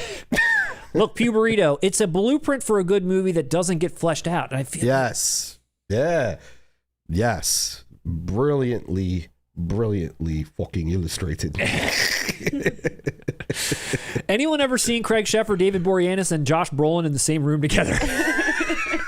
Those jaws can't fit in the same room together. I mean, Hardy Jens with 2 N's. Fucking Craig. Double A, 1996. Hi, 4K Kings. What's up, Double A? Let's see what else we got here. Oh, be nice to Nightbreed, said Scott Shermer. We are. We're being nice. Come on, we're being nice. We believe in it. We believe in it. Shweezy, y'all got to do a Dollars Trilogy review. Absolutely, my friend. Coming in hot. You bet. You bet. It's going to come in probably late May, early June. No doubt. No Waterworld Russ. Nah, the 2 Costner movies that I enjoy, that I was referring to, would be Untouchables and JFK. And in both of them, I wouldn't mind if he was recast. He is good as Garrison in JFK. That, to me, is his best performance, but not essential for that movie in my mind. Let's see what else. A lot of Alan Rickman love, talking about all of his like performances in there. Oh man, Richard Curtis forgot Jack Nicholson was in Prince of Thieves. Yeah, he didn't know that. Yep, they de-aged him. I love Christian Slater as a kid, but he doesn't exactly disappear into a role, says Google's Trowlow Day. Not at all. He disappears into Nicholson. That's our joke. Let's see. A lot of I love myself some Prince of Thieves. Okay, all right. A lot of love for Prince of Thieves out there. Yeah. Costner does a terrible English accent. Unwatchable. Did he even attempt one? Halfway through. I'm surprised he even attempted one. I'd love to hear it. I'd love to hear it right now. Brian Adams, Day effing 1 from LG. That's right. Oh, it's the same director from Waterworld. What? That did Prince of Thieves? Same director? I thought Costner did Waterworld. I don't know. Do you want me to look it up? Yes, please. Can we look that? Let's get a fact check, Lindsay. Thank you very much. Let's see. Costner pretty much plays the same guy in every role, except for maybe 3,000 Miles from Graceland. Wait, Kurt was in that too. And Kurt was the one we all ran with. We all got excited when we compared him to him. Scott Shermer, you know what Costner's good in? I'll just leave that there. We all know. Sliverado. Oh, God. Put both together. Nah, he was great in The Big Chill. I'll give him that. That's my favorite Kevin Costner performance, okay. The Big Chill. A lot of people saying Mona Lisa's great. A lot of people saying Blue Thunder is underrated. People saying they love it. First VHS they bought, says Q Branch. It looks badass. It does. I mean, I'm gonna check it out. It looks like an old like Genesis game or something. That helicopter on it. Oh, that cover. Yeah. It looks like some Genesis like 80s, 90s game. It's awesome. So the director, people were saying this in the chat, but I didn't know what they were referring to. Kevin Reynolds. A bunch of people said his name. He's the director Kevin of both Reynolds. Waterworld. Kevin Reynolds. Prince Prince of Thieves. There you have it. Blue Thunder, directed by John Badham, not Neil Jordan. We said Mona Lisa, Neil Jordan. That's what we were thinking there. Let's see. Can you imagine 12-year-old girls rating the Criterion section at Barnes? That's who we're going to be fighting off when we go in July. Yeah, Matt's going to be so pissed. It's going to be like packed with little children. They'll wade through it.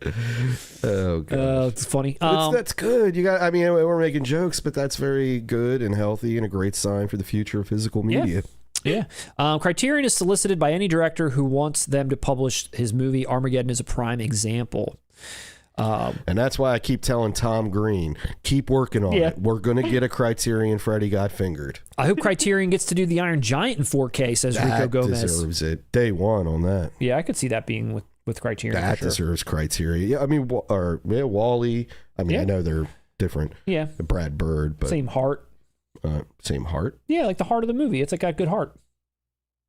I'd say Iron Giant. I'd say this Iron Giant makes more sense on Criterion than Wall-E does. Not that Wall-E doesn't. Yeah. But yeah, Iron Giant. That's a freaking masterpiece, man. Yeah, Netflix needs to release the series Dark Crystal: Age of Resistance on physical. That series deserves an amazing box set. Never saw that. Didn't realize they even made a series. What other series from Netflix should get the Criterion treatment, Matt? Wednesday? Wish Netflix would put out some of their canceled TV. Would love the OA. I'll tell you the one. I'll tell you right now the one that I would want. Yeah, I know what you're going to say. What am I going to say? Dark. Yes! You knew it. Dark. I'm waiting for, what is it, Love Island? Which one? There's like 20 seasons across box set. 50 I want a Downton Abbey type set of Love Island. No doy.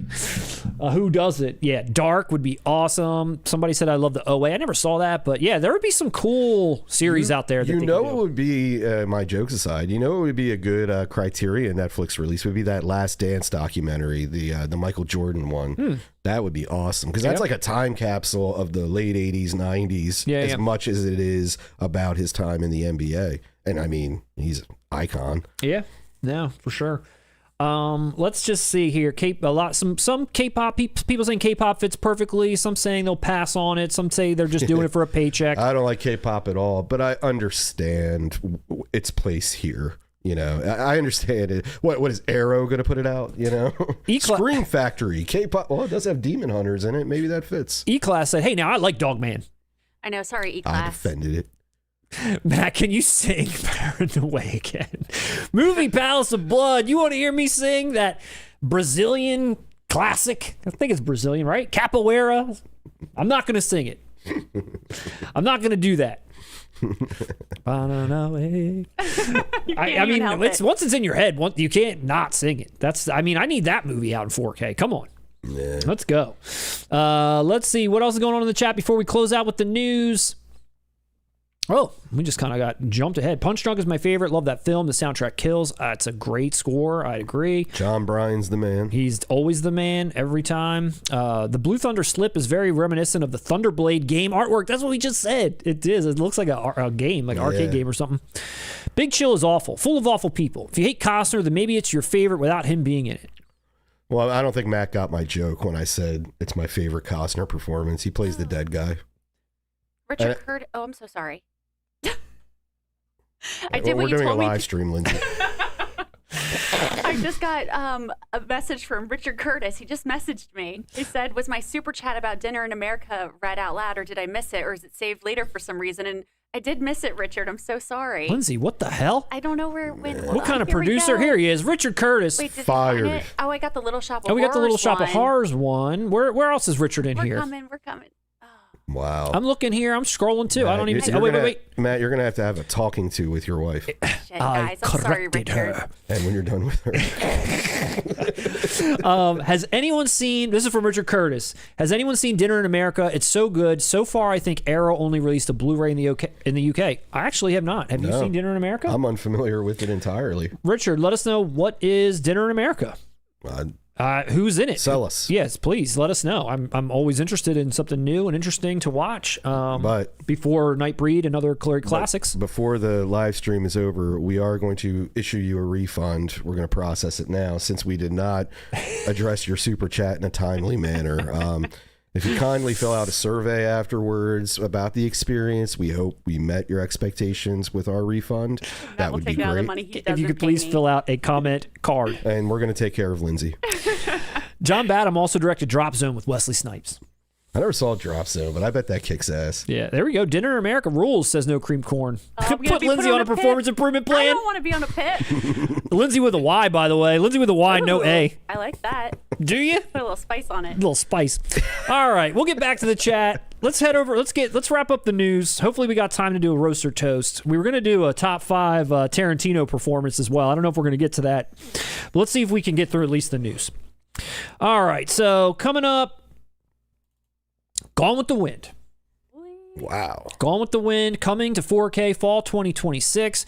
This is the only announcement that's been put out there. There isn't any box art. There isn't any, pre-order or any other information about it. But they are showing what I'm believing to be screenshots that have been restored to some degree. It's kind of hard to tell based on these pictures exactly and side-by-sides and so forth. But this has been announced. We mentioned this in our rumor video like a month back or so, that this had been something that was like on a list to come out. It's just mainly a matter of time that other, Warner Brothers classics like this have all been coming out, and they've been getting these big hard box treatments and steelbooks and regulars and all that kind of stuff. And I'm assuming the same is going to happen here. That's what I surmised as well. Yeah. Did I use the term surmise correctly? I think you did. Good. And other than that, we're not really sure what to expect from this release, but this is great news that we're finally getting this masterpiece of cinema to 4K. Yeah, I expect a lot of racism. Removed or left in? Fincher could come in and put some like coke cans in there. Are you going to get a warning? There'll probably be some kind of dude, I told you guys, I read that when this streams, they put a warning in front of it. Yeah. And I know one time I attempted to stream Blazing Saddles, and there was a whole video before it. I'm talking a 2 to 3 minute video explaining that, hey, racism is bad. And, for people who are confused about the message in Blazing Saddles, I don't know how you could be. Yeah. But, I don't know, man. That's crazy if they do. You're excited for this? I am. I'll be picking this up, man. I saw this for the first time maybe 2 years ago now. It might have been a 4K scan. How long is this movie? Is it long. Is it 4-ish hours? I don't remember the exact runtime, but there was an intermission. Okay. It's long. It doesn't feel long. You know how some movies are great, but when they're long, but they feel long. It's just a lot of movie. It's just a great story. It's a lot of movie. Well, it's an epic story that takes place over a span of time. Yes. Yeah, dude. It was funny. Why I stayed away from it for so long was all the kind of racist accusations or talk surrounding the film, and that's why I never caught it. But then they did a screening, for some anniversary, I imagine, and I went and checked it out, and to form my own opinion. Sure. And I'll admit, dude, watching some of it is hard to fucking watch, if I'm being honest. It's just kind of, and it's not like they're being treated terribly. It's the lesser treatment that's normal in it. You understand what I'm saying? Yeah. That feels very uncomfortable for me, and I'm sure most modern audiences, But I will say this, what I did not know when I watched it, I had always thought like Scarlett O'Hara was like a hero or something, or a main character that's worthy of praise and all that. I didn't know the story. And when I saw the whole movie unfold, how I took this film was that Scarlett O'Hara herself, her identity is almost a metaphor for the South falling, right? And for all these racist shit and all that. And what happened is, if the famous line from it, so you can kind of imagine, does she end up with the guy? By the time she's old, she reacclimated, but never dropped those old ways, and she suffers because of it. So she doesn't really have it. I don't know. I can kind of, I don't want to say justify it, but if she's a representation of post-Civil War South, it's like of clinging to the ways that should have changed. Yeah. I think her character loses a lot and that's sort of the point of it. Yeah. Do you understand? Like, if that makes sense. And is that the main, again, this is something that I haven't seen and I'm looking forward to seeing for the first time, but is that a justification for the racism that's in there to show you, like, this is obviously, it's not, they're not like celebrating it. It's not like. It's just very hard to watch something that, it's like, you know, they're not portraying some of this stuff. It's like, you know, Hattie McDaniel literally could not attend the Oscars. You know what I mean? You know that, like, it's real. We're acting, but also this is still kind of going on. That's what's uncomfortable. That was my. That's what I was trying to get at. Like, is this something where even the people making the movie, like, even though they're portraying this, they still believe in it in a way? Like, I don't know. You know what I mean? And that's the thing. The movie doesn't really take a stance on itself. I got you. And Clark Gable, his character, honestly, he kind of represents someone in the middle of sorts. It's almost how I always took it, and I believe I read this somewhere, his portrayal is, well, they wanted him to be against it. They wanted him to be basically from the North and all that. Yeah. But in 1939, the censors and all that would not allow that to be shown. Like, they were just hard on those types of things. Gotcha. So it is in its history, for me, it's in this weird category of, like, I don't know what to kind of make of all of this besides, you know, hating the stuff that makes me feel uncomfortable. Sure. But like I said, all that aside, I think if it is a representation of Scarlett O'Hara, I mean, it's a downfall of her. Yeah. You know what I mean? It's a downfall. She doesn't get who she truly should have been with and all that. Outside of, I'm sorry. Oh, no. I'm probably going to get to what you're outside of all that. Yeah, I was just going to say. The movie looks incredible. Well, that's what I was going to ask. Outside of, like, those things that you mentioned, like, as far as, like, production value and what kind of a movie it is, it's it's incredible. Production value, it's insane that this movie was made debuted in 1939. Yeah. It's insane. There are shots in this movie I couldn't imagine people doing today. Okay. Like, if you saw them done today, you would watch and go, how did they do that? Yeah. And this is 1939. Yeah, that's cool. You know, it is. It's... Yes. Well, I'm sure a lot of people are pumped. I haven't seen any of because I've been so enthralled listening to you. I haven't seen any of the comments getting flashed up there. People pumped for Gone with the Wind, Lindsay? Yeah, I mean, a lot of people are weighing in on everything that Russ just spoke about, and you know what was going on. And I was going to say they're agreeing, or no. There's a lot of people saying, like, yes, it was problematic. It was that time, like, you were reporting as things were. Yeah, and that's not an excuse. No, honestly. no. But yeah, it does. Yeah, it's hard. But it's like a time capsule. It sounds like, which is unfortunate that that's how shit is. And it's a movie can be. And it's a movie to be celebrated for what it is, but the messaging in it is just tough to, like, swallow. Well, like I said, there's no message really about it. It's just what's happening. Yeah. It's just the casual nature of how it makes it feel like, oh shit. Yeah. You know? Gotcha. Okay. Yeah. Well, I'm excited to see what all the editions that they put out. I got to imagine, like we said, regular Steelbook Collector's Edition, all that kind of stuff. This is a movie that I woefully have a blind spot on, and maybe I will correct that in fall of 2026. Yeah, dude. You picking it up? Oh, I'm picking it up. Okay. Yeah, dude. Like I said, it is a beautifully shot film. Even if you hate it, you know, you can't deny, like, wow. Sure. Like the first blockbuster, I would say. I mean, Wizard of Oz was the same year, I believe. 39 was a crazy year, dude. You had Gone with the Wind, Wizard of Oz, and Mr. Smith Goes to Washington, I believe, all in the same year. Yeah. I mean, to me, I guess 39 is really where, like, films jumped off. Yeah. You know what I mean? Yeah. And now we've got Nightbreed and Silverado. We're film historians. Crazy. We're coming up on 100 years not too long from now. That is pretty crazy.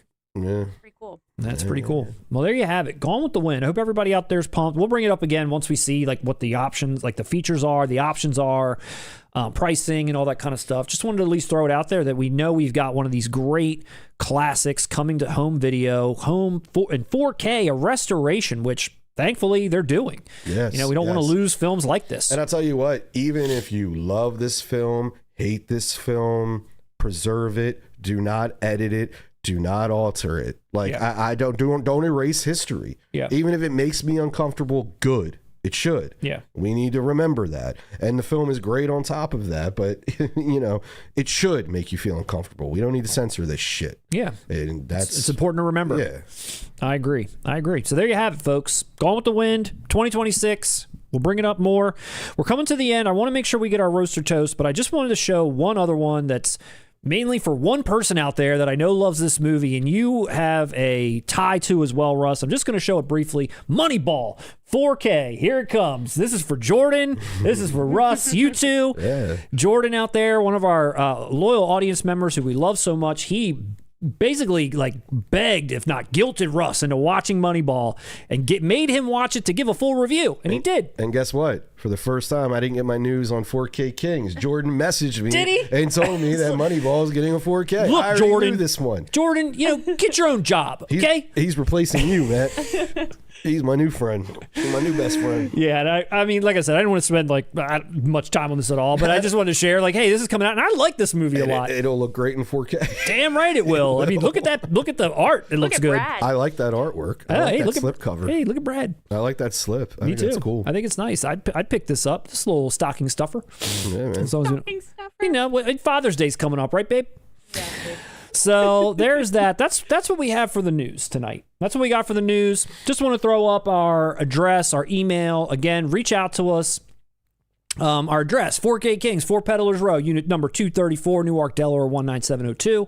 Our email, 4kkingsyt@gmail.com. One of the most memorable emails out there. That's right. YT stands for white, is what I'm told these days. Whitey. Probably after our Gone with the Wind discussion. I'm pretty sure white is what YT stands for in the common vernacular, but for us, it stands for YouTube.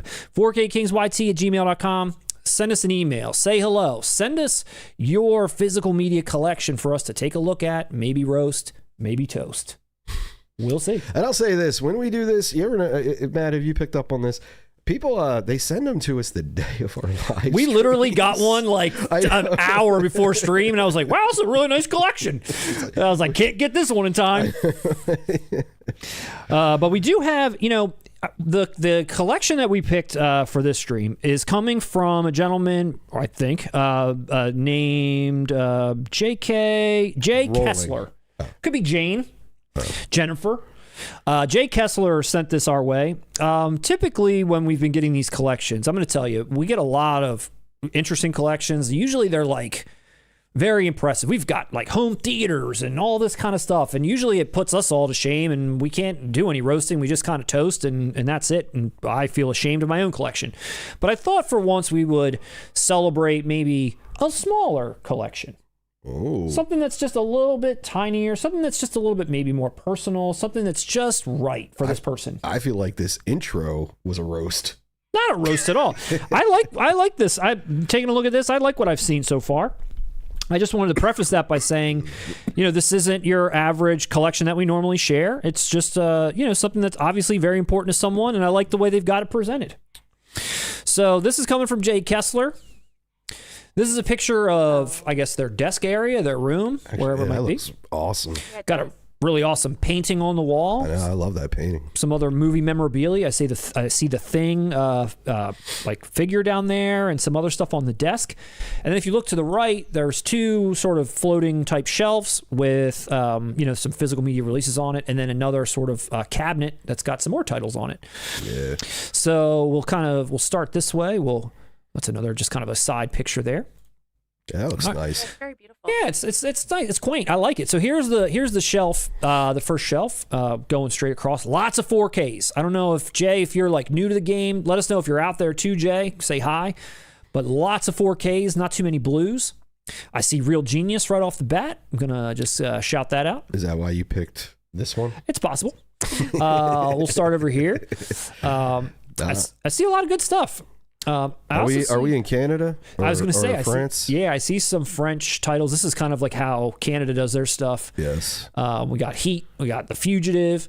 Heat in Canada is Tension. Why'd you say it like that? I don't know. I like it. We got some Mad Max. We got some Lethal Weapon. Look, Russ, we've got Indiana Jones, Raiders of the Lost Ark. Yes. We've got Indiana Jones and The Last Crusade. Well, he's got the whole collection. I like this person. I don't see Temple of Doom, though.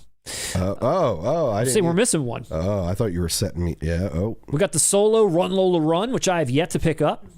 Dude, that was like $4. Thanks. Thanks a lot. We've got a couple other going. We got the Big Lebowski, Beetlejuice. A couple nice, releases here. A lot of slips. Got Real Genius. Yeah, Amadeus. There's Carlito's Way. Classic Carlito. Yeah. Glorious Bastards. Pig with it's a nice collection. Yeah, These are very very nice. respectable titles. Nothing to roast. very respectable. I like it. And then down here, a little bit more this way, you got Quadrilogy. The Fuggler, I don't know what this is. New Fugs on the Block. I'm not even sure what that is. I don't know, but I wish I knew what that was. I wish someone would tell me.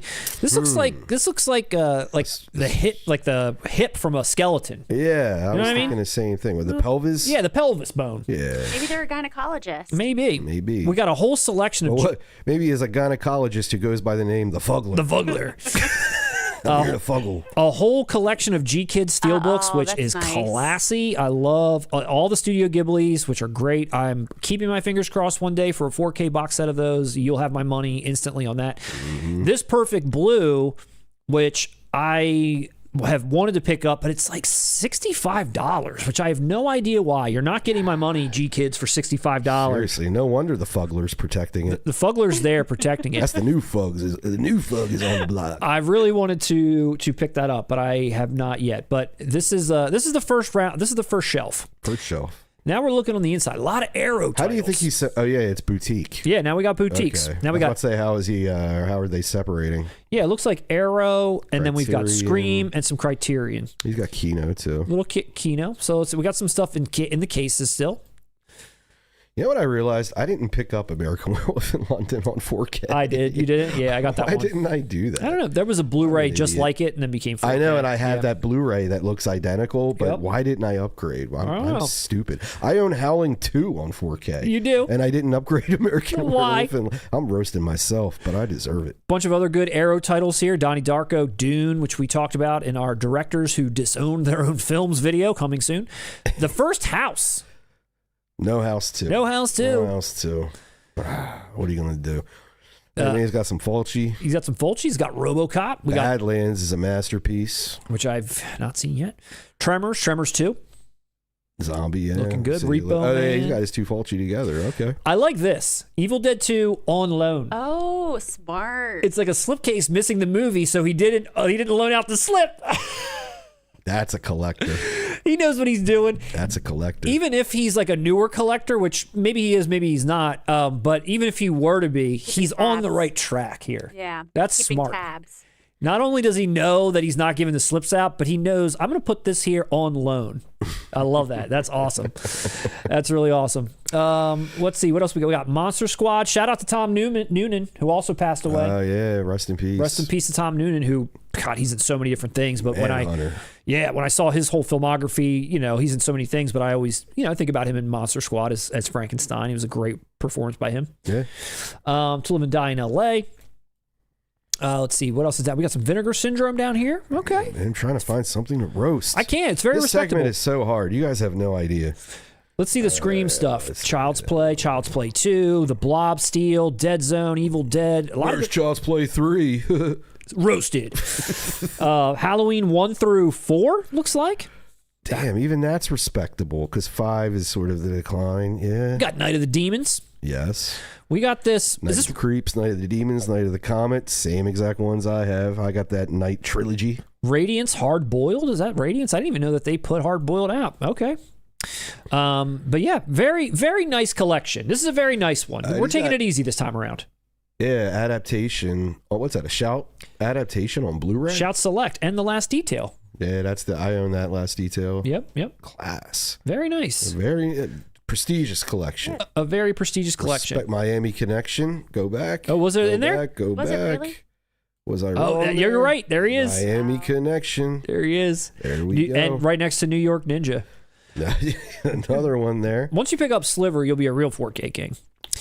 Roasted. Roasted. No Sliver. So No, Matt. You That were- was me? You were. I got roasted? for saying that. You roasted yourself. So that's it. That's his very nice collection. I really like. That is. It's very nicely done. That is, man. That's quality over quantity. Yeah. Very Kes- thoughtfully curated. Very thoughtfully Yes. curated. I agree. Kessler, let us know what the Fuggler is all about. And I feel like this house or this apartment is immaculately clean. it is, and I see Yeah, the I wanna see the rest Shawscope. of it. Shawscope up here too, which is up there. Yeah. Look, they're so confident. Like, I'm not even going to flex on my box sets. Not even going to flex. You guys will just get the 3 racks. Jay Kessler, thank you so much for sharing that with us. If you are interested in sharing your collection with us, send it our way. And send us a video, too. We haven't gotten any videos. I'd be interested in throwing like a video tour up there. That'd be kind of cool. We can pause and so forth. Pictures work, too. Let me throw our mailbag up one more time so you see it. There it is. 4KKingsYT at Gmail. Send us your collection. We'd love to take a look at it, share it with the audience, maybe roast it, maybe toast it.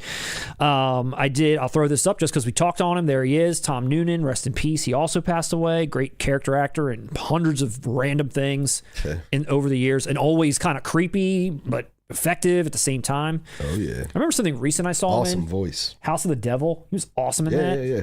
I like how Ty West put him in there. He put God, man, what's her face from like Rock and Roll High School and Death Race? I forget. Oh, the girl that's in it, or the woman? Yeah, Oh. But he was taking people from like that VHS era, and Yeah. obviously putting them in House of the Devil. the Last Action Hero villain. Oh my God, I forgot he was that. Yes. Yeah. Wow. They kind of give him like a weird makeover with his face, but that's him too. Yeah. Oh my God, I completely forgot about that. Dude, and you're right. His voice is friggin' creepy. Like, you only hear his voice in House of the Devil for like the first hour, and it's friggin' weird.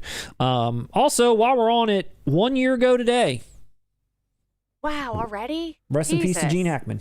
Dude, why are we doing anniversary I know. Can we obituaries? actually- let's go Come to on, something- man. What is this? I saw it in our old folder from last taking year, it and I off the was like, screen. Gene, come on. Let's give Gene we got probably one skipped last covering super something chat. for you to do this. We're at the end. I just wanted to show Gene off. Come on. All right. What do we got there, Lindsay? What are you showing? We've got one last super chat. From One last super chat. I'll Ruthie. throw the chat over here too, Got so we it can up say there? goodbye to everyone. Over the moon about Gone with the Wind. $25. I know, very generous. Ruthie Henshaw. thank you. Thank you so much. Really. Over the moon about Gone with the Wind. We'll finally have Vivian Lee on 4K. Hoping Warner also does A Streetcar Named Desire, and Criterion finally upgrades That Hamilton Woman and gives it the 4K treatment. It's DVD only. There's some real classics that she just named, or he just named. I don't know. I'm gonna go she with a Ruthie. Well, and that's a good thing with these classics. They, like I said, they seem to be doing very classy releases for all of them, And it's only a matter of time, I believe, for titles like these, like Streetcar Named Desire, all that, especially like pre-1960. You know, where I think that's kind of almost, not entirely, but I almost look at classics after 1960 going to Criterion, and then classics before 1960 getting the Ben-Hur treatment. Yeah, no, I agree. And KPOP Demon Hunters will probably foot the bill for all of these wonderful wishes. We hope so, Criterion. That's, I think, Criterion's plan. It's like they got dollar signs in their eyes. They're going to make bank. They want the money.